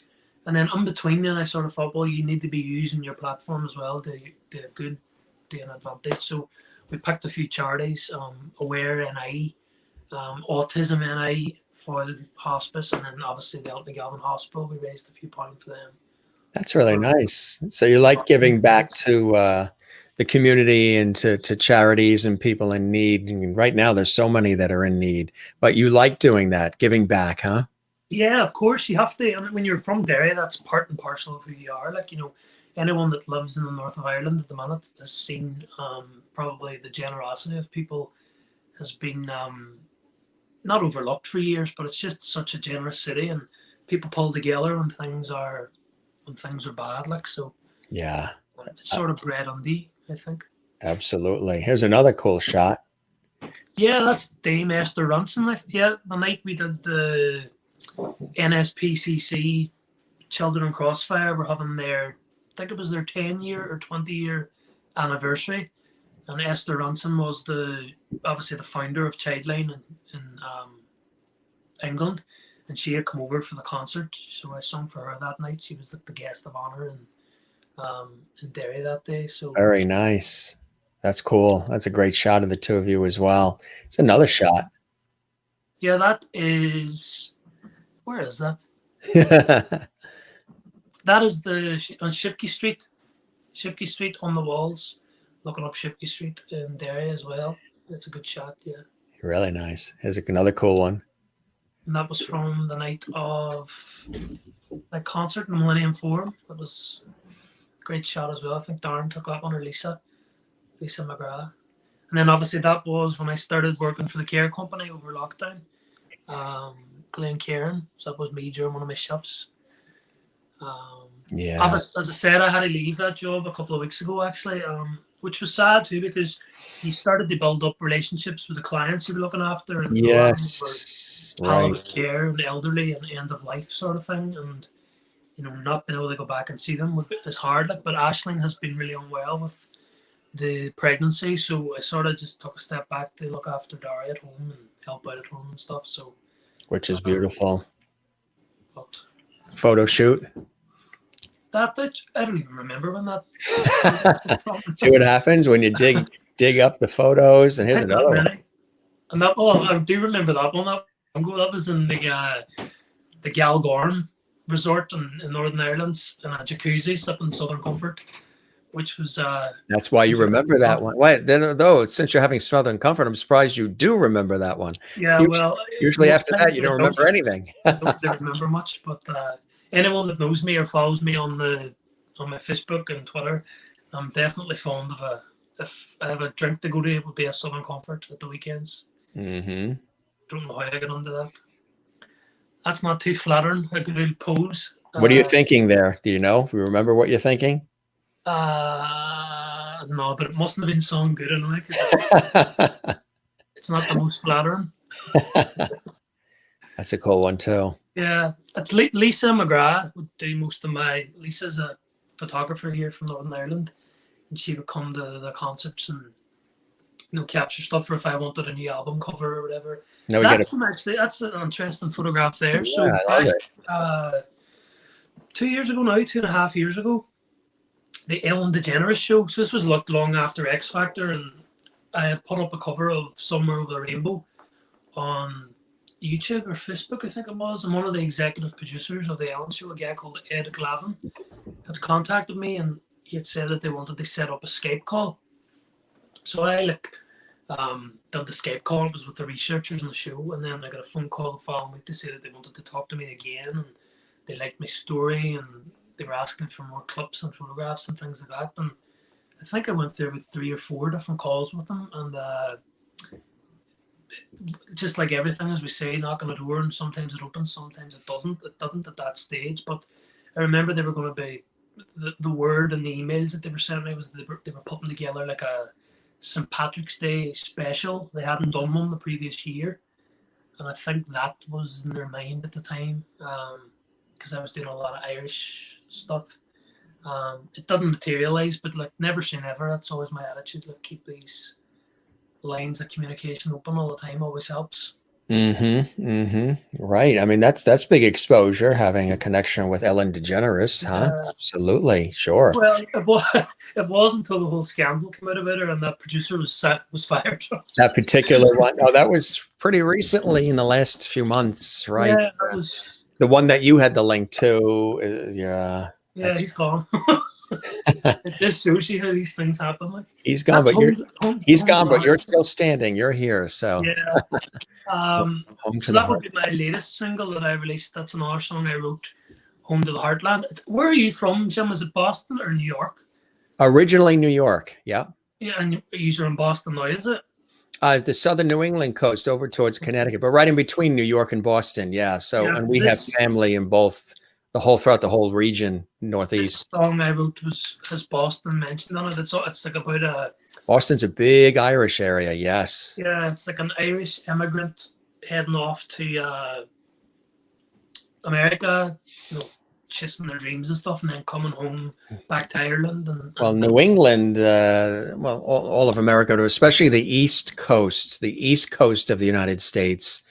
Maybe the Midwest too, but definitely the East Coast, and especially the Northeast, very European. Matter of fact, a lot of the towns and a lot of the cities, if they're not European names, English names or what have you, they are Indian names. So like York, New York, and all these other, Manchester and Hampshire, New Hampshire, England, New England, Derry, New Hampshire. That's right.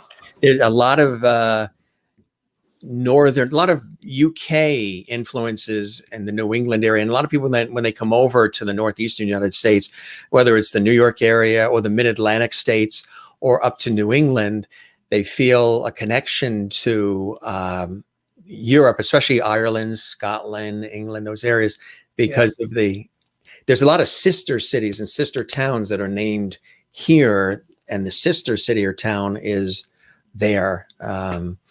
Londonderry, I mean, you name it, they're all like Windsor.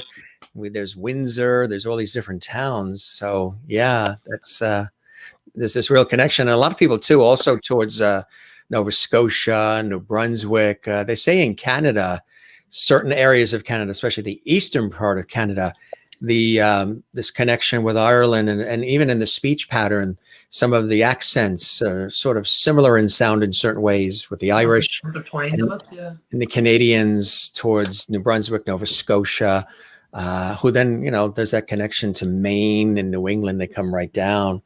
So cool stuff. Here's another great show. Tell us about this crowd. Yeah. God, when was that from? These things. Oh, so that was down in the Foyle Hospice in Derry. So the guy on the screen on the far left is a good friend of mine, Donald Henderson, and Donald would be the chief executive of the Foyle Hospice. And then the two in between, the lady on the right of Donald is Brona Gallagher. So everyone would know Brona Gallagher. She was in Star Wars. She's an actor. Oh yeah, right, yeah.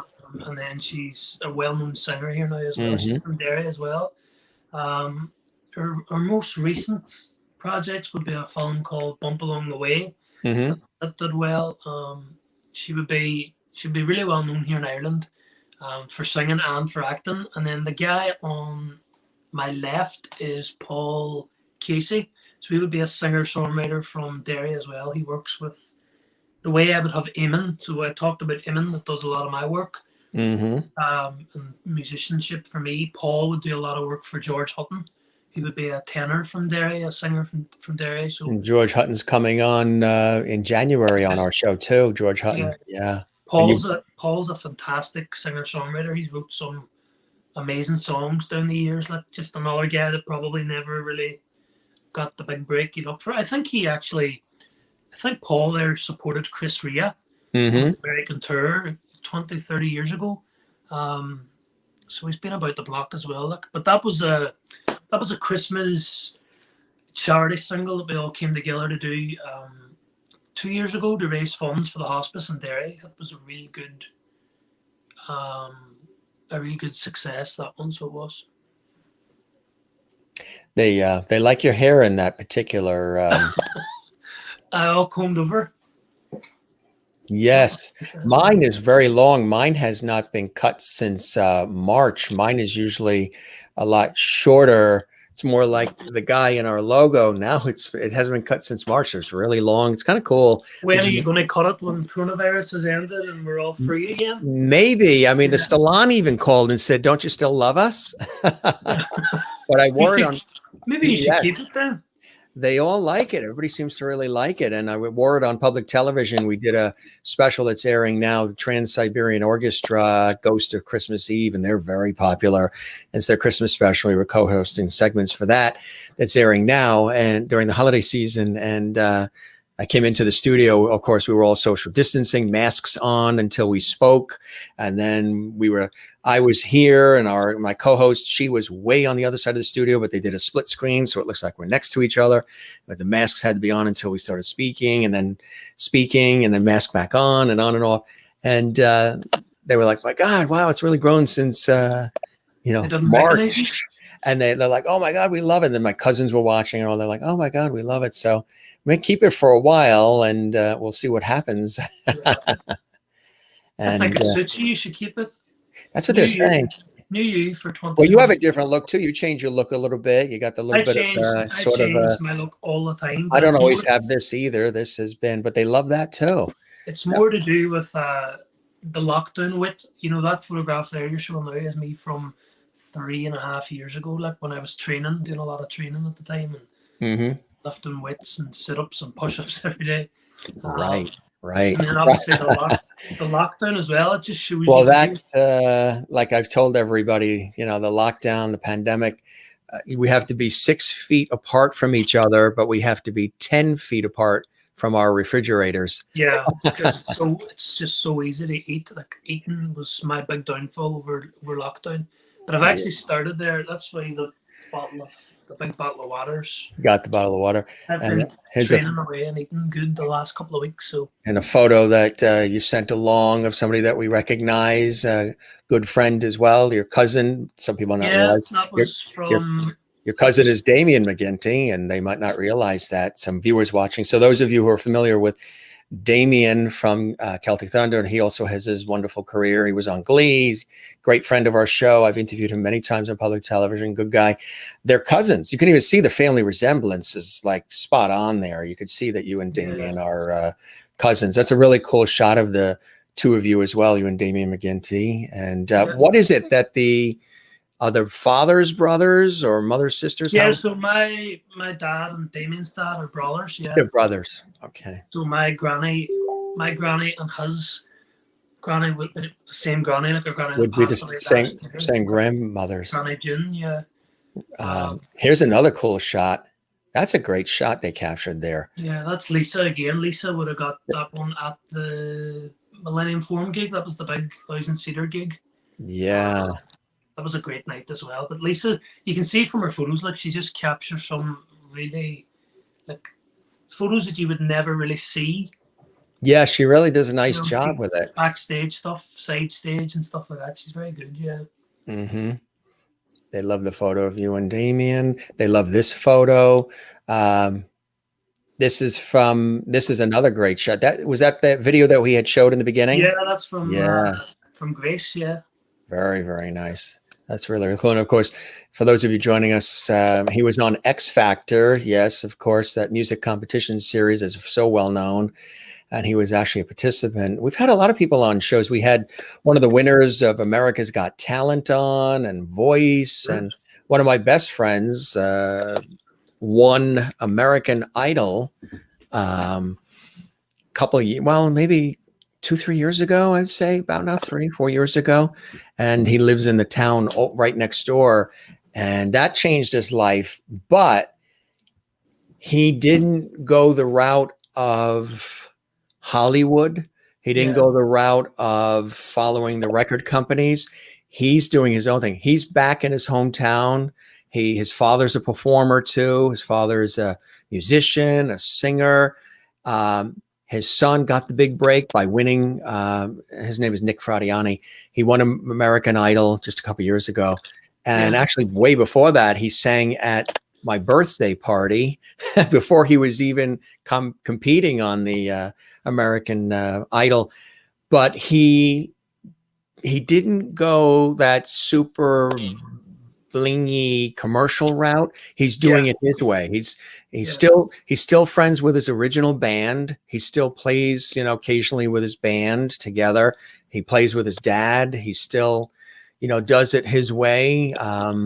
He's a very salt of the earth, grassroots kind of guy. So he's got the publicity. He's got sort of the name, but he doesn't want to, I guess, maybe sign on the dotted line in the same way that sometimes you have to when you win competition shows. You have to do a lot of different, his own way, sort of thing. Like, you kind of do. And there's actually a girl on a lady on X Factor a few years before I did it. She did really, really well. I think she came third or something, but she's the same. She has a massive following now on like Facebook and YouTube and online, like Lucy Spraggan, you call her, and she's like nearly a bigger following than the actual show itself. That's what happened. She does everything herself. She's her own record company, her own label. I think Dolly Parton talked about that the other night on the country show too, that she's ran her own publishing company and her own record label for as long as she can remember. Like, she's done it all herself. And that's something.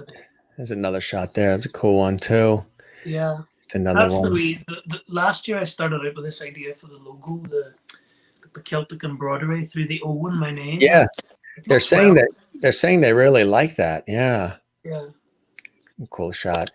You know what I noticed a lot about the Irish artists and folks from Ireland? They're very proud of where they're from. They're proud of the Emerald Isle. They're proud of their heritage. They're proud of even their hometown, whether they've had riches or they've come from poverty, whatever it is. They're just very proud. And a lot of the music and a lot of the performance is so tied to Ireland itself.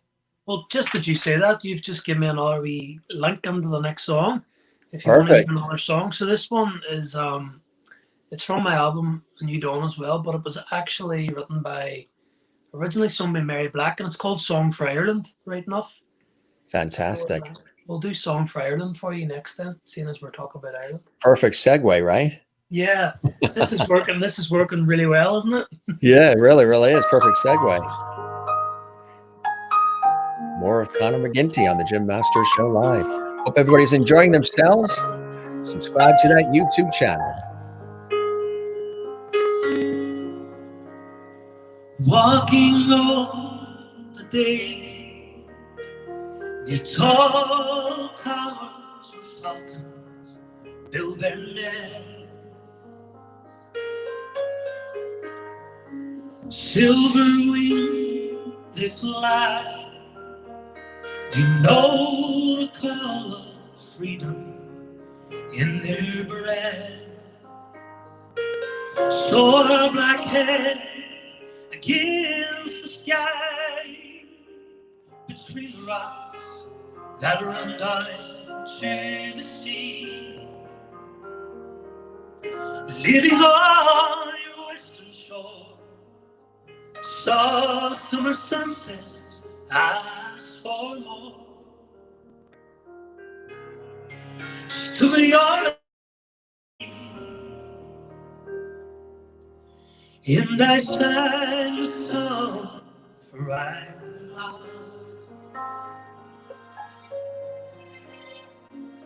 Talking all the day with true friends who try to make you stay. And telling jokes and news, singing songs to pass the night away. Watch the Galway sound run like silver dancing, darting in the sun.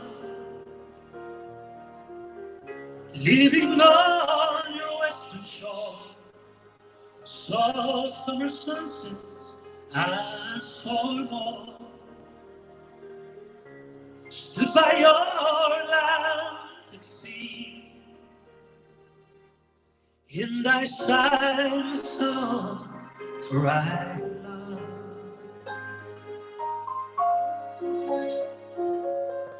Drinking all the days in old pubs where fiddlers love to play. Someone touched the bow. He played a reel that seemed so grand and gay. Stood on Dingle Beach and sand in a wild fall. We find the land bar. Living on your western shore, saw summer sunsets, asked for more. Stood by your Atlantic sea, and I sang a song for Ireland.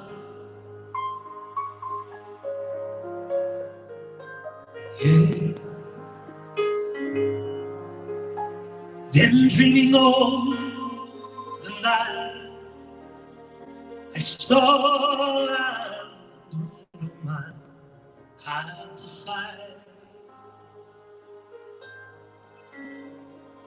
Waking in your dawn, I saw you crying in the morning light. Lying where the falcons fly, they twist and turn on their blue sky.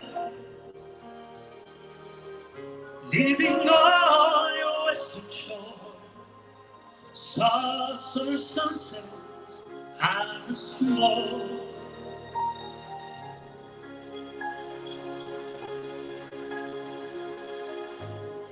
stood by your Atlantic Sea, and I sang a song for Ireland.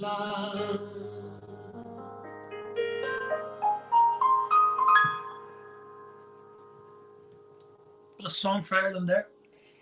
Very nice. And you've definitely earned that swig. Thank you.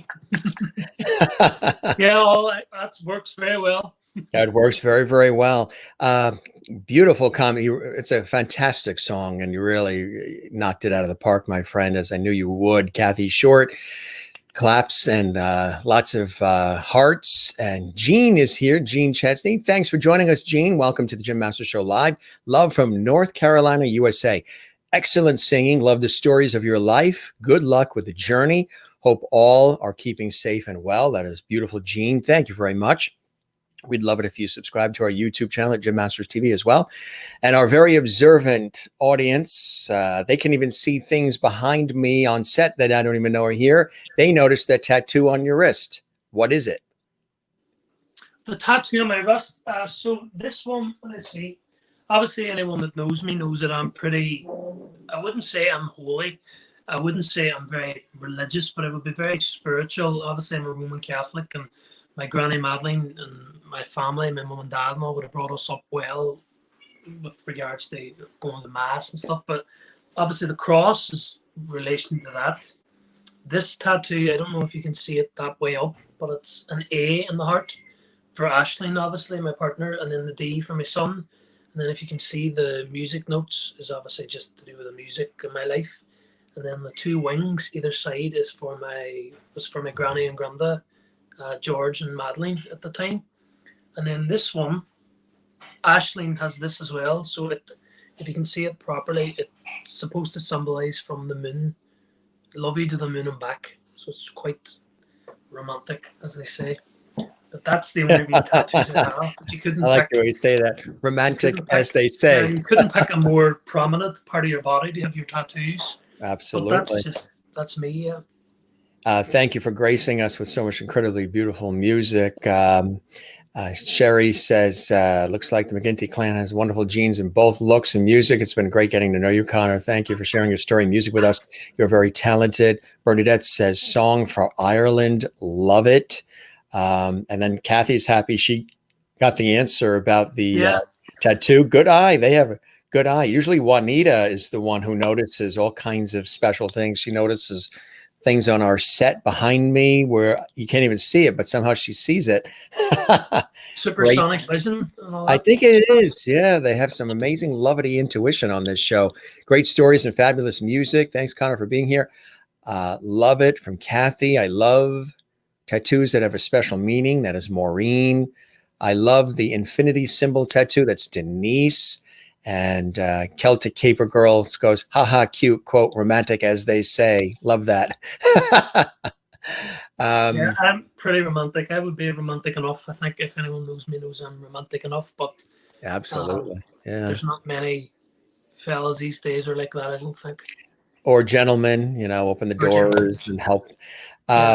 We usually ask the guests too, and you've probably seen it because you watch our shows, which is awesome, Conor. Tell us about the room you're in and what's near you. We noticed there's a snowman up on the shelf behind you. Tell us about where you're located there in that room. So this is in my mum and dad's house, just in Kerrigan's in Donegal. They're going to kill you for asking me this because I'm in actually, the way in houses in Ireland, you have like the good room and the bad room. The good room's like the room that you welcome guests Sunday, and then the bad room's like the second room. It's like just a spare room as such. So I've planted myself in the spare room. So that's just the wee snowman. And then if you can see, we've just got like the wee Christmas lights on top of the fireplace. And then for a wee behind the scenes look, obviously down here is my mixing desk for the music. And then my MacBook's up here with all my tracks and stuff like that. So, and I can actually, obviously, yous are very, we're forward, and my mum and dad are behind. They're watching this on YouTube in the other room, and I can hear my mommy screaming now, along with Aisling and my dad at the top of my voice for saying that This room is the. Was that what that noise was in the background? I heard a high What? pitch. Is that what that noise was in the That's what the background? noise was. That I was my heard a mum high just pitched screaming. sound. It sounded like a scream. Well, if they're watching right now, you can. Hello, mom and dad and Ashley. Keith Harkin was on last night. His mom and dad were watching from their soap shop in Ireland. Emmett O'Hanlon's mom was watching from New York. Everybody's my family's watching here in the States. That's a pretty good looking second spare room. I mean, it's nice. The wallpaper, the fireplace. I saw a chandelier, a red chair. I mean, there's some shabby second rooms that people have. Do you want to? It's a nice second room. Do you want to say hello to them? Sure. Let's see if we can get them. Everybody's saying, I hear them now. Uh-oh. They're getting a good laugh there. I hope you're not going to have any consequences from this. Probably. I hear them now. So that's my mom. That's beautiful. Everybody looks terrific. Hello from America. Hello from America. You guys look great. The house looks great. They're not happy about that at all. It actually looks like you're having a California earthquake. Yeah, but so yeah, that's the. All we this is saw like was the second top room of the house. Christmas tree in the living room. It was like, were they running and ducking and throwing shoes at you? Roller coaster. Yeah, it was funny. Well, do you have some hell to pay later when we're wrapped? Are they going to kill you? Yeah, I'm the Bob Dukes. I Mom think is sitting the house, there.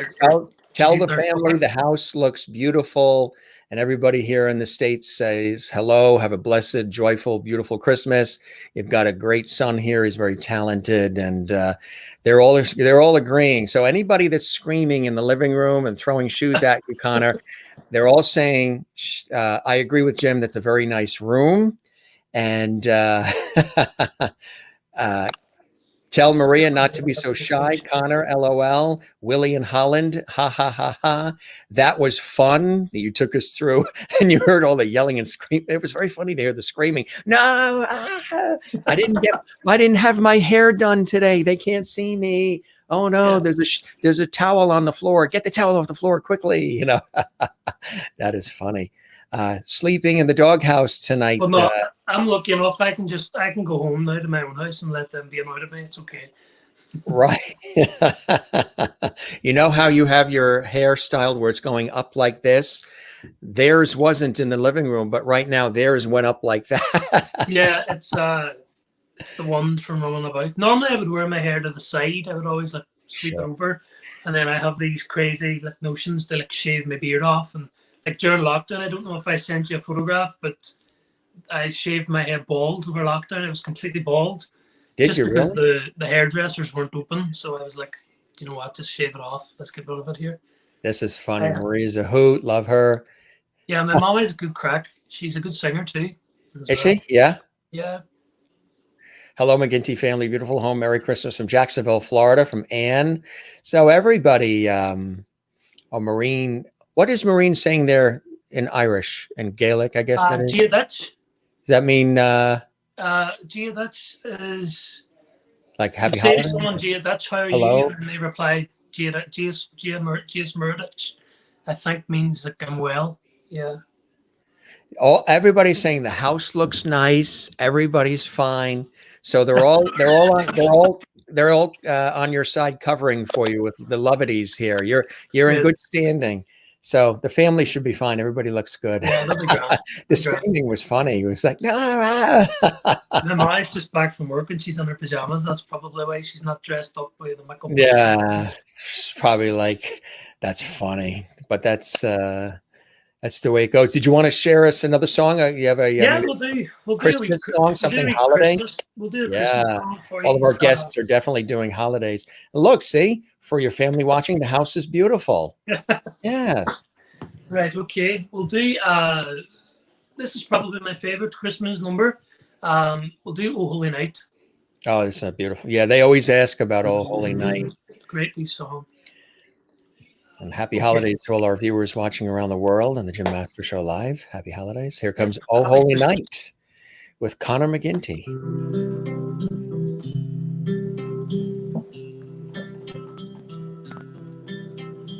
Oh, holy night, the stars are brightly shining. It is the night of our dear Savior's birth. Long lay the world in sin there pine, till he appeared and the soul felt his word. A thrill of hope, the weary world rejoices, for yonder brings a new glorious morn. Fall on your knees, oh, hear the angel voices, oh, night divine, oh, night when Christ was born. Oh, night divine,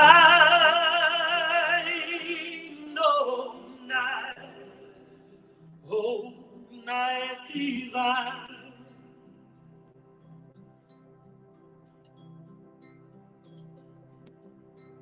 Truly, he taught us to love one another.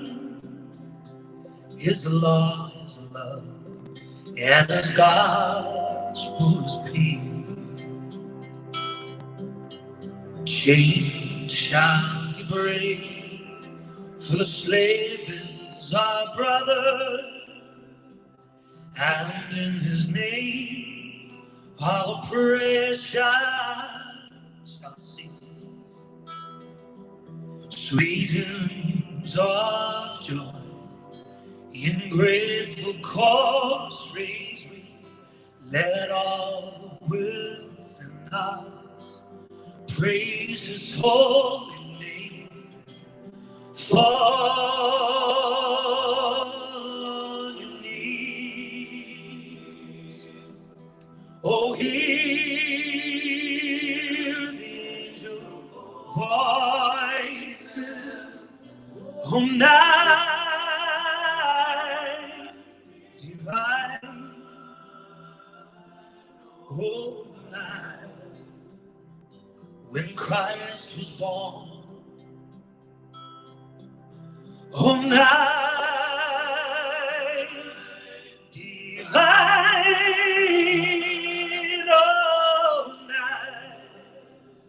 oh, night divine, fall on your knees, oh, hear the angel voices, oh, night divine, oh, night when Christ was born. Oh, night divine,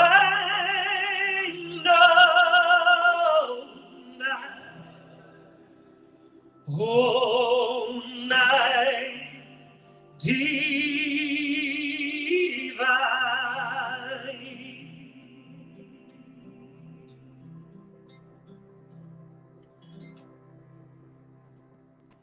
Really nice. Really, that's right. You've well earned that other swig. Absolutely, my friend. Beautifully done. That is one of the most beautiful of all the holiday songs. And thanks for doing that. Since we're in the holiday spirit, I want to show you some of the comments. A lot of people watching too. We've got a lot of amazing folks that are watching here.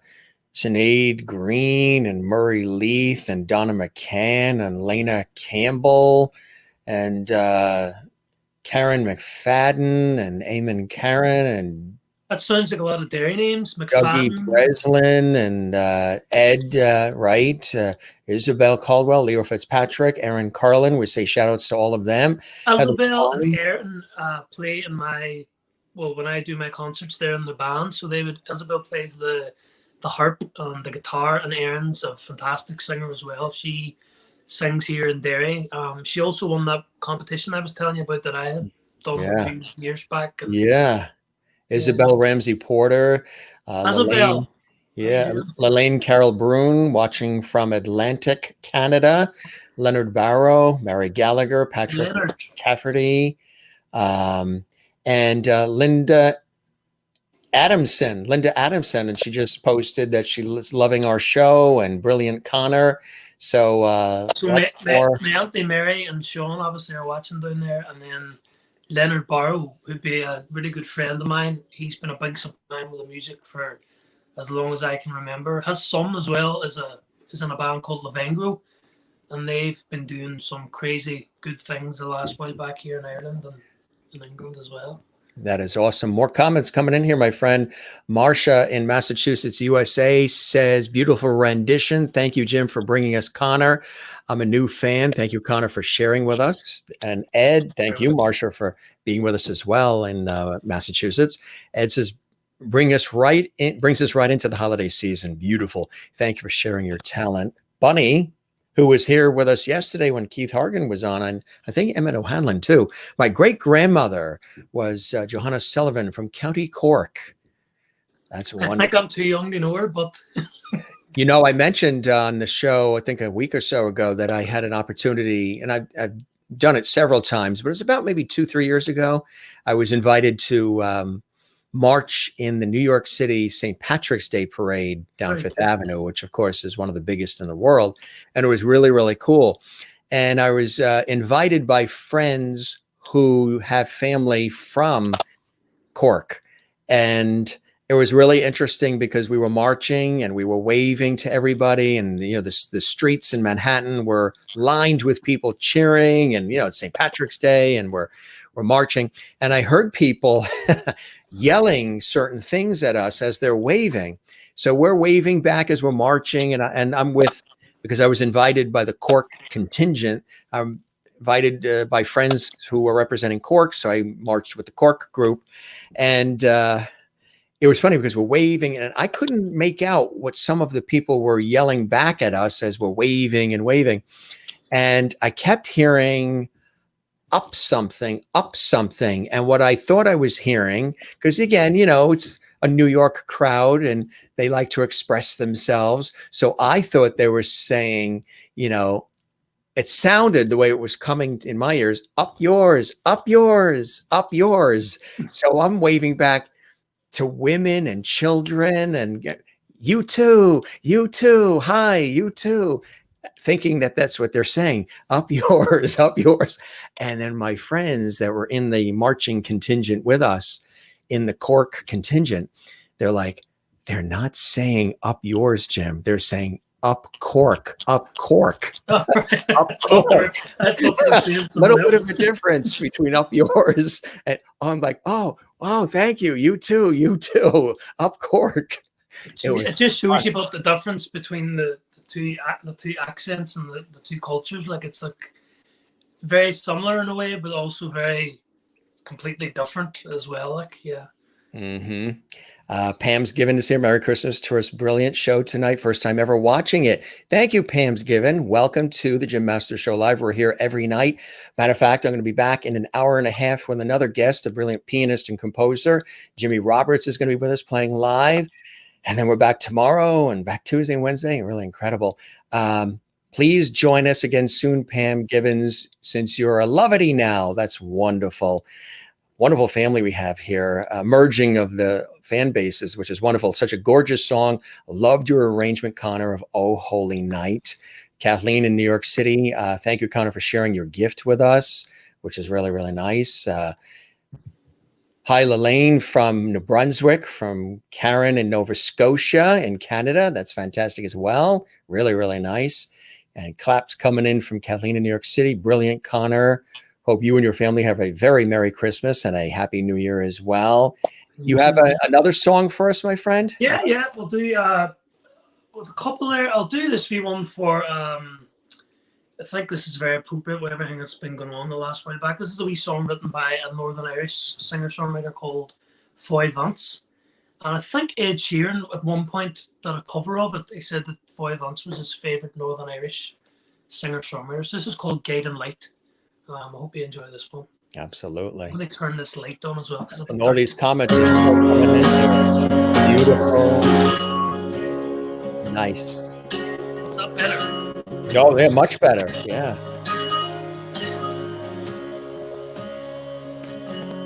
Well, the road is wide, and the waters run on either side.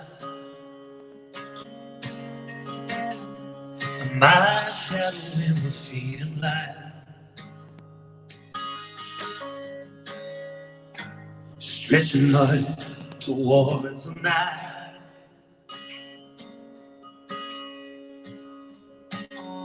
Cause the sun is low, and I have still so far to go. And my lonely heart is beating so tired of the wonder.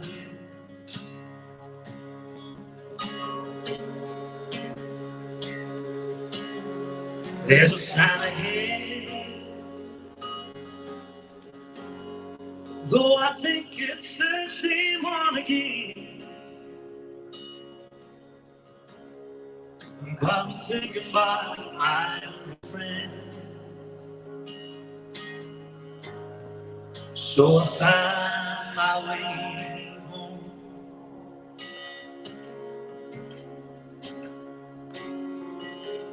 When I need to get home, you're my guiding light.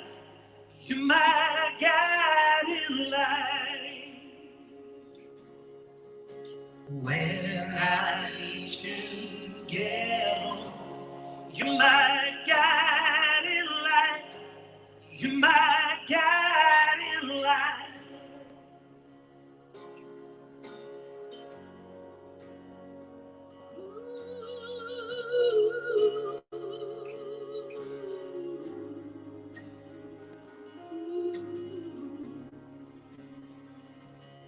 Well, the air is cold,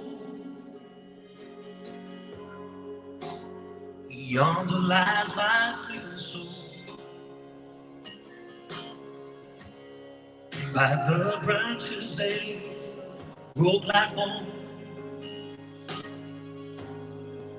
Well, the sweeping tree no longer holds.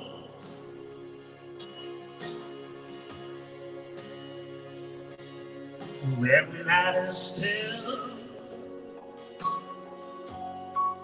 and I have not lost my way. Oh, and I will keep on holding still till I find my way home.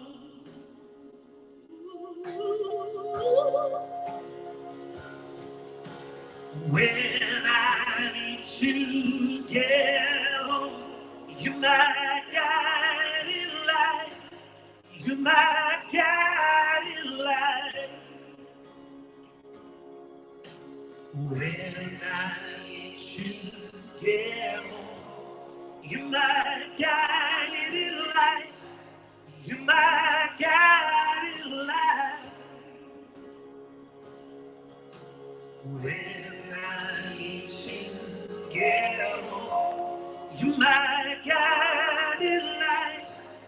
You're my guiding light. When I need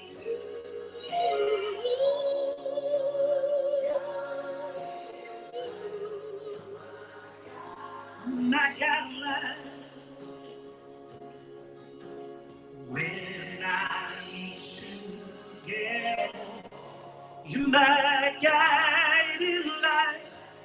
You're my guiding light. When I need to get home, you're my guiding light. You're my guiding light. So lead me on, lead me strong. Like this road I walk on.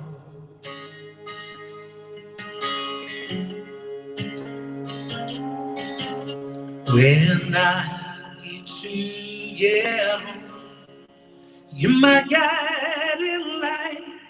You're my guiding light. When I need to get home, you're my guiding light. You're my guiding light. When I need to get home, you're my guiding light. You're my guiding light.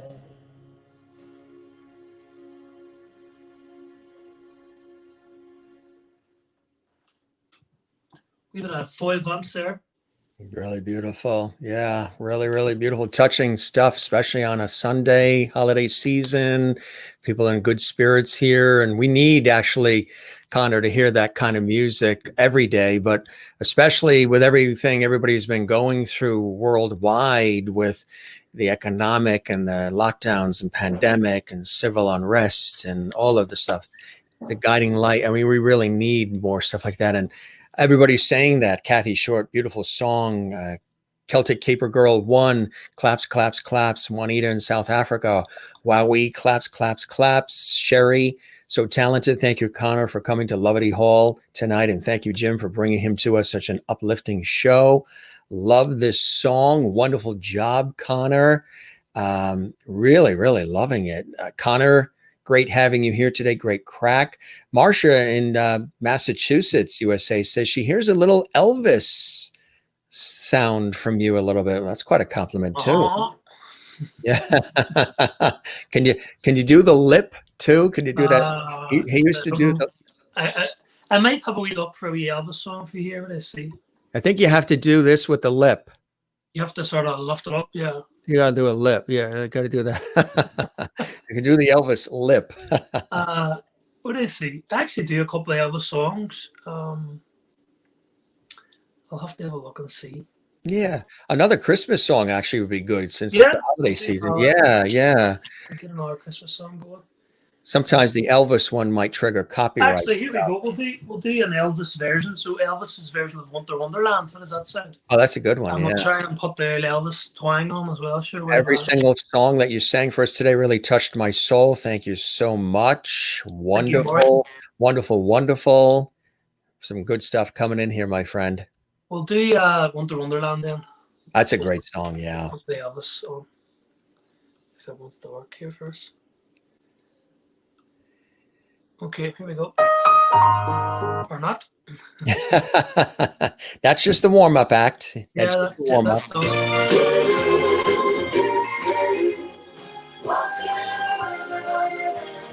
I sail I am listening in the lane, the snow is glistening. A beautiful sky, we're happy tonight, walking into Wonderland. Gone away is the bluebird, here to stay is the new bird. He sings our song as we go along, walking into Wonderland. In the meadow we can build a snowman, then pretend that he's Possum Brown. You see, I will sing no man, but you can't do the job in your town. Later on, we'll conspire as we dream by the fire to face unafraid the plans that we made. We're walking into Wonderland.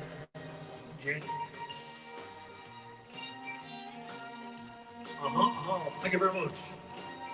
Yeah. Ba-ba-da-bum, ba-ba-da-bum, yeah, walking in Wonderland. In the meadow, we can build a snowman, then pretend that he's Possum Brown. Yes, see, I may the singing old man, but you can't do a job in town. Later on, we'll go spider as we dream by the fire. To face unafraid the plans that we made, walking in a winter wonderland, walking in a winter wonderland, walking, yeah. I said walking in a winter wonderland, yeah. We've got Elvis and Winter Wonderland. Very nice. Very nice. Putting Very everybody much. very in, and they're singing along with you too. They're loving it. Marsha loves it. Bernadette's singing along. You're funny. They like your Irish sense of humor. Singing along with you, buddy, as well. Singing along here, Connor. Bravo, bravo. Another good one. Do you have one more Christmas song you can maybe share with us, since they're loving the Christmas, I think, because Yeah, everybody wants to be in that holiday spirit. we'll do. How about Silent Night? How does that sound? That's a nice one. Yeah, that'll definitely get the Kleenex, folks. Silent Night is next here on the Jim Masters Show, live with our very special guest, Conor McGinty, live from Donegal Island, Ireland. Yeah, Conor is so sweet. Dancing around my living room.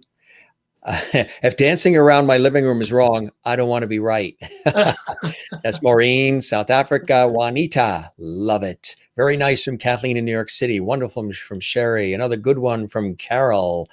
Good stuff. They're in the mood. We'll do Silent Night then, and our wee Christmas one for you. Nice.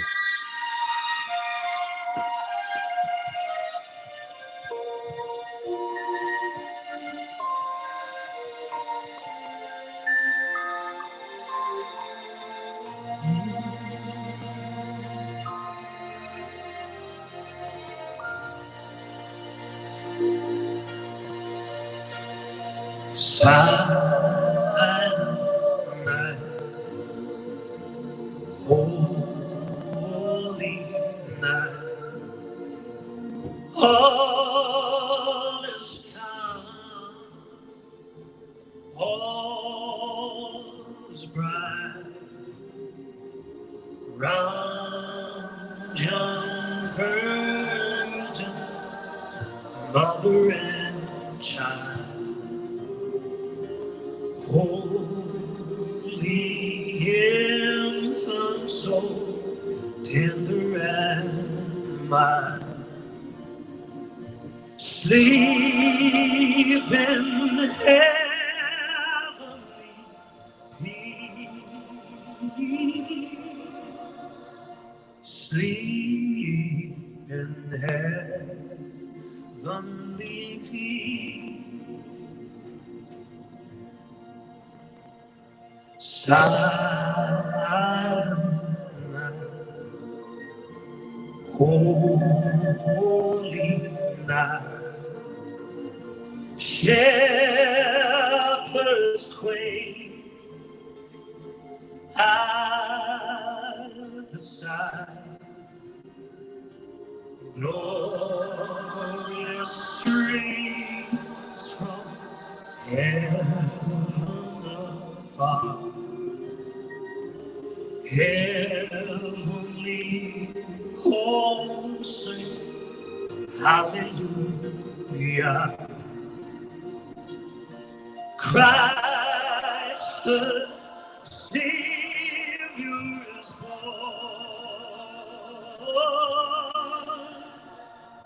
Christ the Savior is born.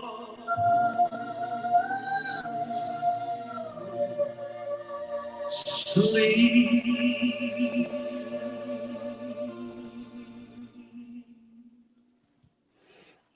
Really nice version. I tell you, your family there is being serenaded. No cover charge. They must love it. The whole house is quiet and they're enjoying. And Yeah, they're all in there in the living room watching away, so they are. So. yeah, and we say hello to them and thanks for all of their patience. You know, they're probably trying to be quiet and everything, and they all love it. Oh, look at that. Done dairy proud tonight, Connor. We love that. Thank you, Magella. You Yeah. always know when you see Magella and dairy, it's definitely a dairy name, Magella. Magella. That's the first time Magella. I've ever heard that name, Magella. Yeah, it's very, very That's a common. beautiful name. Very Magella. common in Ireland, Magella. Well, welcome to the Jim Masters Show, love. Lovety all here is what it really is, Magella. Nice to have you here. Definitely singing along. Thank you for another beautiful Christmas song, Connor. That's from Sherry. Kathleen in New York City, claps, hearts, emojis, prayers, everything. Maureen says, wow. She's loving it as well. And Celtic Caper Girl 1, I have chills listening to you sing, Connor. Piano going here. They were singing along with you too. Very With their good. family. Pam's Given says, fantastic, Connor. Love the song. Good stuff. Loving it. What are some of the things that inspire you to create and continue doing the work that you do? You know, bringing us great music and sharing your stories and your passions with your audience, your followers, and those who really enjoy your work, my friend. I think, well, obviously I want a career, a good, solid career in music down the line after this whole pandemic passes. So obviously my family, like my mum and dad and Ashley and my son to come, or my daughter to come, whatever. We have another baby on the way. But I think one of my biggest things that keep me inspired is there's a lot of people out there. When I say a lot of people, I mean a handful. If you ever listen to Bob Proctor's work, he always says sometimes the people that you would least expect to inspire you the most. And I think I have a point to prove. A lot of people, you know, I've a lot of people out there that really didn't believe in me when maybe I really wanted them to. You know, people that I feel unfairly sort of didn't give me the support that I felt I deserved from them. So you always have people in the back of your mind that spur you on, more so just to make a point, that sort of way. You know, anything I've ever done with music, those same people would have always been the last. They congratulate you or tell you well done. So as much as the positive influences I have in my life that inspire me, I also have a lot of negatives, which maybe sounds strange for people, but if you talk to anybody in the music scene or anybody in the creative scene in general, you know, you always have a point to prove at times. So I think like there's a mixture, a 50-50 mixture of like the really positive things that inspire me and also a mixture of the other side of it too. So it's just a well-rounded sort of attitude. I think you need a wee bit of fire in your belly when you're in this game. And you know, anyone I've chatted to in the scene as well, that's sort of in a similar position to me, or maybe a position above. It's very hard to break down that barrier of,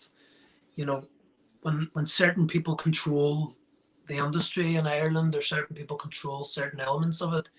You have to try and look past that and realize that Carve out your own niche. Yeah. Yeah, exactly. You know, as I said before, like paddling your own canoe reaps the most rewards, and you have to just focus on your own talents and what you know you're good at, and believe in yourself. I think really. Mm-hmm. And that's what's great. And I mean, you've got a lot of support here from our Levity audience and from your fans, and you know, you're very committed to it and you're still plugging along. You've had some terrific opportunities come your way as well. And hope so. Carol says, Connor, have you made any attempt to get into country music? It's so big now. And I was trying to remember if there's any Irish country singers. I would do a lot of country music as well. I definitely would. The country music scene here in Ireland, as much as it is, it's very, very popular, but it's got quite saturated. Like Everybody's doing it. It's been so popular for so long now that it's just near impossible. You know, it's the same people appearing, I suppose, all the time. But there's a great big country song here. If you want me to do it for you, it's by Derek Ryan, who would be one of the most well-known country singers in Ireland. It's going to be a nostalgic song if you want me to do it. It's a wee song called Two Waltz with My Mother, again, wee country track. Maybe mix it up a bit. That could be good. The only thing is, do you think there's copyright with that at all, or is that his? If it's his track, his thing, they might.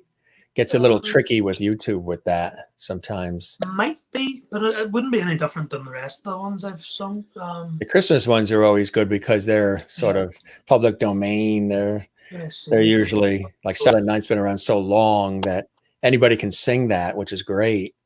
There's an old one here. We'll have no copyright on it. Another country track. It's actually sung at Christmas too.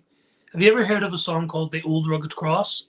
No, so that'll be fresh for us. We'll do this one for you. I know it's been. I think it's like every song, like Silent Night. It's been covered down the years by many, but this is a great wee Irish song from years ago. "The Old Rugged Cross." Hope you enjoy. Perfect.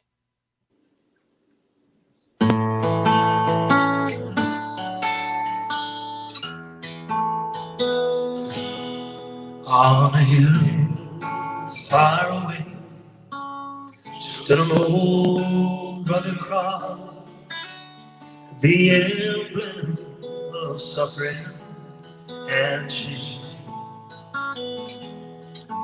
And I love that old cross with the dearest I'm bound, for a world of lost sinners was slain. And I'll cherish the old rugged cross until my trophies at last I lay down. I will cling to the old rugged cross and exchange it someday for a crown. To the old rugged cross I will ever be true. It's a shame I reproach gladly back. And he'll call me someday to my home far away, where his glory forever I share. And I'll cherish the old rugged cross until my trophies at last I lay down. I will cling to the old rugged cross and exchange it someday for a crown. I will cling to the old rugged cross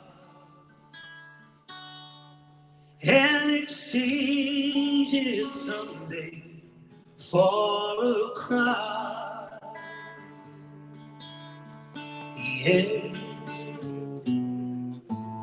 The old rugged cross there.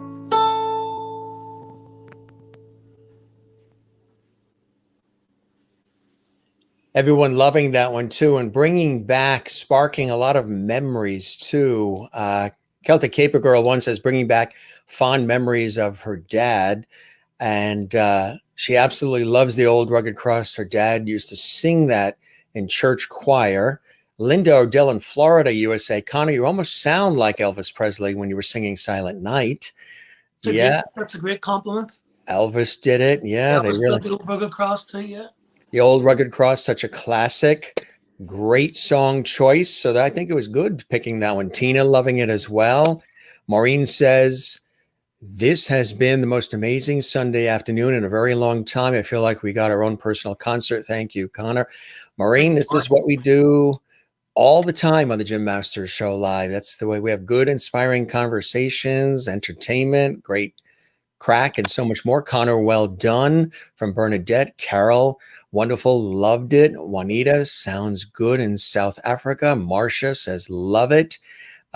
Jean Chesney, watching on our YouTube channel, didn't realize Rugged Cross is of Irish roots. Didn't realize that. Singing it since she was a kid many years ago. Sherry says, old Rugged Cross, so beautifully sung, Conor. Kathy Short says that was beautiful. My friend, this has been really fantastic. Could you believe we've been chatting for almost 3 hours? No, doesn't feel like it. It's Mad, like, crazy. it's amazing. I can't believe I have another show in an hour. Oh Yeah, my well, God. you need to get a bit of rest for that then. Got to get some din too. But you are really cool and you're fantastic. And what I like is, you know, you're real. You don't like, you don't have any airs about you. You don't, you know, you're authentic. You shoot straight from the hip. And a lot of the Irish artists, I think it's cool that they do that. You know, not everybody on the planet does that, but you There's just a lot want of people that don't. Yeah, I'm the same as yourself. It's like you can tell when someone is putting on an act for a camera. Right. And people these days can figure that out quickly when it's a facade, when it's not the real deal, because that doesn't last very long.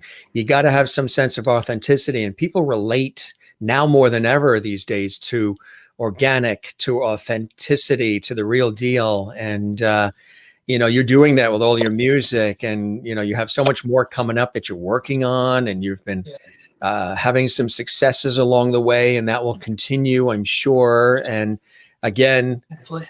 Just some of these comments coming in. Merlin in Canada, thank you, Conor, one of our favorite hymns. And Kathleen Walker in New York City, thank you, Jim and Conor. This was great. Bernadette says, thank you, Conor, for all the songs in the chat. Happy Christmas to you and the family. Stay safe and stay well. And those of you watching for the first time, we do this show every single day live, 7 p.m. Eastern, 4 p.m. Pacific. But sometimes when we have great guests like Conor and those who are overseas where the time zones are later, like for Conor, it's approaching almost 11 o'clock, right? Yeah, 10 to 11. That is indeed. Your family has been sitting on the couch quietly for 3 hours. Oh my God. You're going to have to buy them lots of cheesecake, wine, and Guinness to pay them off. They'll be grand. They'll get over it. They'll get over it. That's it. Great music. Thank you for your time. Keep well and good luck. So those of you joining us for the first time, I'm your host, Jim Masters. We do the show every day. And I'm coming back in about an hour at 7 p.m. Eastern with a pianist and composer, Jimmy Roberts, which is going to be amazing. So 2 shows today, folks. And then we're back tomorrow, 7 p.m. Eastern, 4 p.m. Pacific on YouTube and on Facebook at Jim Masters TV. Lindo Jones. Huh? You'll be knackered. It's like knackered. I like that word. What does that mean? Tired. I like it. Knackered. I'm writing all these, you know, my father's family comes, you know, from there. And I'm like, there's certain words I'm picking up. I was telling Keith and a couple other people in the past that it was my father has always said film for film. So when I was a kid, I was always say to Dad, it's not film. It's just film. You know, here we say film. And he goes, yeah, film. So years later, and he probably heard that from his grandmother and all that came over from Ireland to New York. They settled in New York City. And it was very funny. I'm interviewing Ronan Tynan on public television in America on PBS. And it was when the Irish tenors were here and they were doing their tour and they had a special public television special. So I'm interviewing and we're talking about, you know, celebrity and picture taken. And we're talking about, you know, paparazzi and stuff like that. So he said, yeah, they take a lot of pictures and blah, blah, blah. And they use a lot of film. So I'm looking at him and I couldn't really acknowledge it because I'm live on television. I'm like, where the heck have I heard that before? Film. So my father. And so then a lot of people have said that, of course, in Ireland, sometimes they'll add an extra syllable and they'll say film, but especially in Northern Ireland, they'll say film as opposed to film. How do you say it? Do you say film? What's a film? What's a film? Watch a film. Yeah. A film. Yeah, exactly. It's cool. It's really cool. But knackered. Yeah. They're all saying knackered means tired. I like that. Boy, I'm really knackered. I'm going to use that. People are saying, they're going to say, what? Me and you both. As knackered almost sounds like hammered. Like do they say hammered there? You know what hammered means? Hammered would more be like if you've had a bottle of Southern Comfort and you're drunk. That's You're hammered. hammered. Yeah. So I guess that one has made it across to Ireland. Probably came from Ireland. Probably. Probably. Indeed. Jim, nice meeting you, and thanks for having us over. Our pleasure, Ed. Really great having you as well. Is that a picture of Keith with him? It looks like Keith Harkin, maybe, or is that somebody?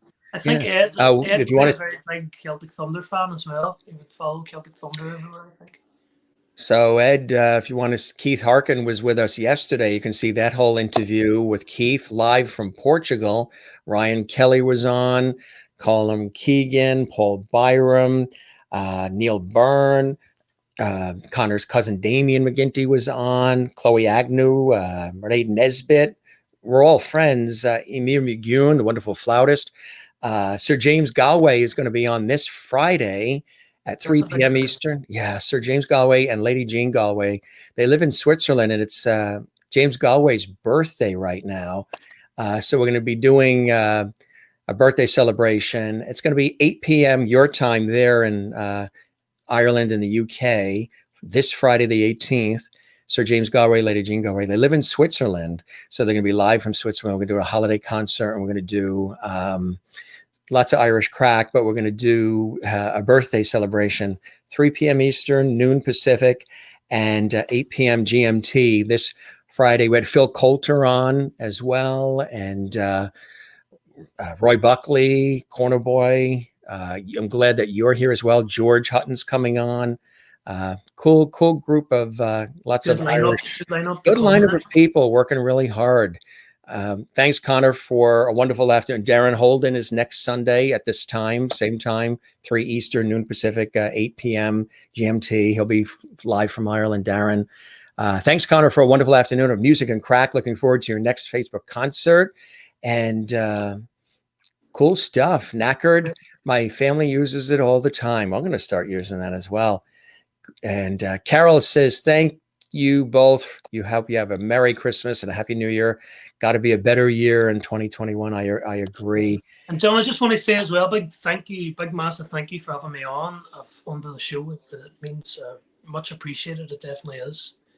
So it was a great evening, great crack. Something different as well, know what I mean? Because you're used to just doing the Facebook Lives and looking at a screen and there's nobody there. It's just like names, and it's great to have like communication doing music work. So my pleasure, my friend, my pleasure. And you're welcome back anytime as well. A couple more comments coming in before we wrap, and you can get some sleep since you're probably knackered as well. I'm knackered. I'm knackered. That people can hard say. When you get up early in the morning with a wee bambino running around from 7 o'clock. And I got to add the word "we" to things. This is my wee room. This is the wee chandelier. This is my wee guitar. I'm going to have to add the "we" in. Thank you so much, Conor. God bless you and your family. Be safe. Marsha Line in Massachusetts. You have the full package, Conor. Happy Christmas, Jim, Conor, and all the lovedies.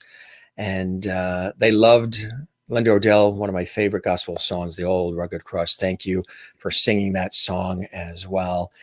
Good times, lots of levity. Willie's still up with us here, and because it's late for her too, but not as late as normal because we usually start our show at 7 p.m. Eastern. She says, thanks, Conor. Willie, who's over in Netherlands. And yes, the show with Keith was terrific as well. Be sure to watch that. That's on our YouTube channel, Jim Masters TV. Hope you guys subscribe to our channel as well. And your website, do you have a website where people can follow you and follow your music? Most of my stuff I do on my Facebook and Twitter and Instagram, YouTube, Snapchat, all that good stuff. So it's all Conor McGinty Music. And is that where they can find the CD as well? Yes, the CD is actually out of stock, so it sold out at the last. Did it really? And then I didn't really. Celtic Thunder actually had started stocking a New Dawn as well, and they sold it for me last year. Wow. So at the time I sent off stock to them, and then my own personal stock, it sold out. But because I'm working on a new album now, it probably, congratulations. Thank you. Yeah, I probably won't get any of the old album printed until I have the new one done, and maybe like do a wee twin pack for people as well. So keep your eyes on that. But the website is normally www.conormcginty.com. And then over lockdown, I got a bit lazy on it, and it was hacked, and there was all this stuff that happened, and I had to close it down. So I'm actually in the process of getting that set back up again. But in the meantime, it's facebook.com/Conor McGinty Music. Conor McGinty Music. Perfect. Perfect. And everybody missed this episode and you want to watch this episode again or share it, all the past episodes of the Jim Masters Show Live Entertainment Lifestyle Talk Show series are right here on our YouTube channel at Jim Masters TV as well. And a couple more comments coming in. God bless you, Conor. Keep trucking, buddy. And my friend, this was terrific. Cheers, Sláinte, to you. Good blessings to your family. Happy Christmas and best of the new year. Keep me empty bottle, empty cup too. Cheers, problem solved. Really appreciate it, Jim. Thank you very much. Oh, it's my pleasure, and you're welcome back anytime, my friend. And it was really cool to have you here. And keep me posted. Let's stay connected on things you're doing. Of course. And boy, when I come over to Ireland, I have a lot of people to visit. You do indeed. You're very welcome. You're very welcome in Derry, of course. Absolutely. Beautiful, beautiful area. Thanks to your family again for all their support, and keep spreading the word about our show. If you know other folks you think would love to pop on, spread the word. And I hope the show met whatever expectations you had, my friend. And that, of course, it's great. Great night. Great night's crack it was. That you enjoyed the time with me as much as I certainly have with you, my friend. Have a good one, buddy, and God bless. Happy Christmas. You too as well. And Maureen says, Merry Christmas, Conor, to you and your family. Thanks, Conor. You take care. Folks. Bye. Bye. All the best. All right. Merry Christmas to Conor and his family, from Maureen and from everybody. And to all of you, did you enjoy yourself? Was this a pleasant afternoon for you guys? We're going to wrap up quick because I have another show in an hour. But again, here's a CD if you want to check out that CD. As well. And again, you can find it all on Conor McGinty Music. Remember, he was on X Factor. We had talked about that popular competition show. And yeah, if you didn't see the videos earlier, or if you just joined us late, he performed several songs. There he is with his baby and in the studio. And some really cool shots here. You can see all of them and more. That is in Derry, which he's very proud of, where he's from. He was in Donegal, where his parents are now, but Derry is where he's originally from, and he's very proud of. And of course, June 2021, Sidekick is arriving as well. Want to let you know again, Sir James Galway and Lady Jean Galway, world-renowned Irish flautist James Galway, 30 million albums sold. He's going to be with us this Friday, 3 p.m. Eastern, noon Pacific, 8 p.m. GMT. That's Ireland, Scotland, England, the beautiful areas there. And as well, Darren Holden is going to be with us from Riverdance and the High Kings. He's going to be with us as well. And he's going to be with us on, well, a week from today, actually, next Sunday. Next Sunday, Darren Holden will be with us live. In January, Nathan Carter, popular English country music star, is going to be with us as well. Greek, internationally known star. He's had public television specials. That's how we met each other, and I interviewed him on PBS. The wonderful Mario Frangoulis is going to be with us, live and direct from Athens, and he's going to perform. Tonight, in less than an hour, we have an amazing performer, well-known pianist and composer Jimmy Roberts is going to be with us. He's going to perform live. He is extraordinary. He is incredible. He is tonight at 7 p.m. Eastern. He's going to perform live. We've got a lot of great music coming up tonight at 7. That's just less than an hour from now. That's going to be on our YouTube channel as well as on our Facebook page, both. If you haven't subscribed to the YouTube channel, we would love that, Jim Masters TV. You can also find me on Facebook at Jim Masters TV, Instagram, Twitter, Periscope, and Twitch at Jim Masters TV. So love to see you there. Tomorrow night, the wonderful singer-songwriter Meg Flather is going to be with us. She's extraordinary.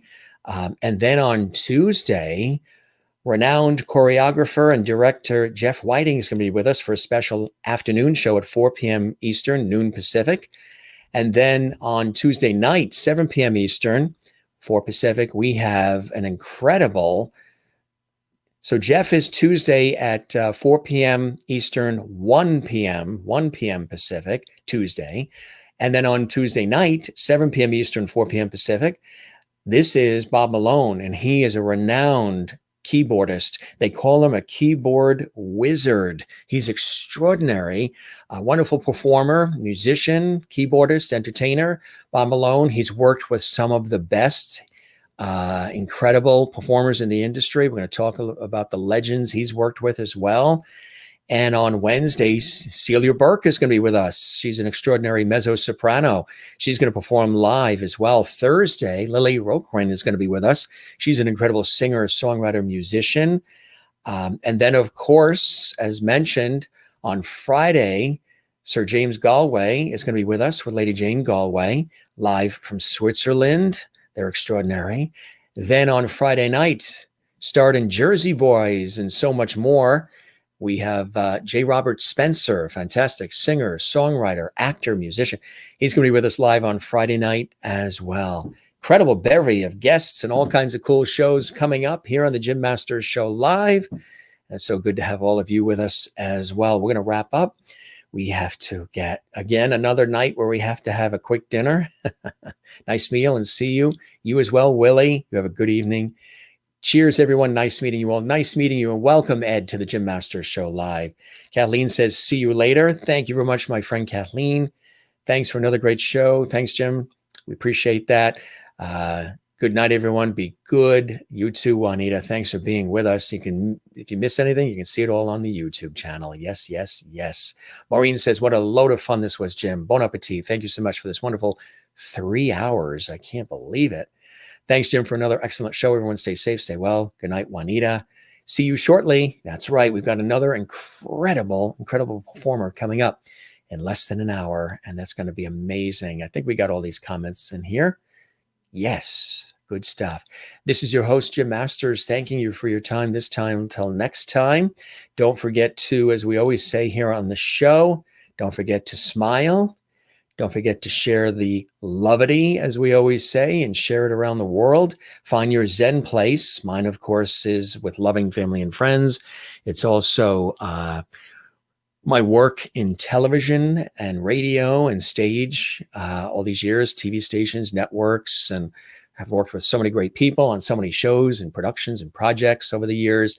So that's one of my Zen places, is when I'm in the studio or on location in television and radio. Love it. And of course, the ocean. Being here in the northeastern United States, living along the coast all my life, the ocean speaks to me. Swimming, surfing, boogie boarding, the sunsets, sailing it, all of it, kite surfing, whatever it may be. We love the ocean. And we wish you a very Merry Christmas from yours truly, playing Santa Claus in New York City for a concert special. And that's me as Santa with a cell phone in the makeup room there after we're emceeing a concert, and then we put on the, I tell you, when you put on a Santa's outfit, it's amazing. All the adults become like children. All the children love it. And they're like, hey, Santa, just everybody should walk around in Santa outfits, because people treat you very differently when you wear a Santa outfit. They smile, they're happy, they're giddy, they're childlike. And of course, as we always say, don't forget to relax, to breathe, to love one another, take care of one another. We say this at the end of every episode of the Jim Masters Show Live. Take care of yourself.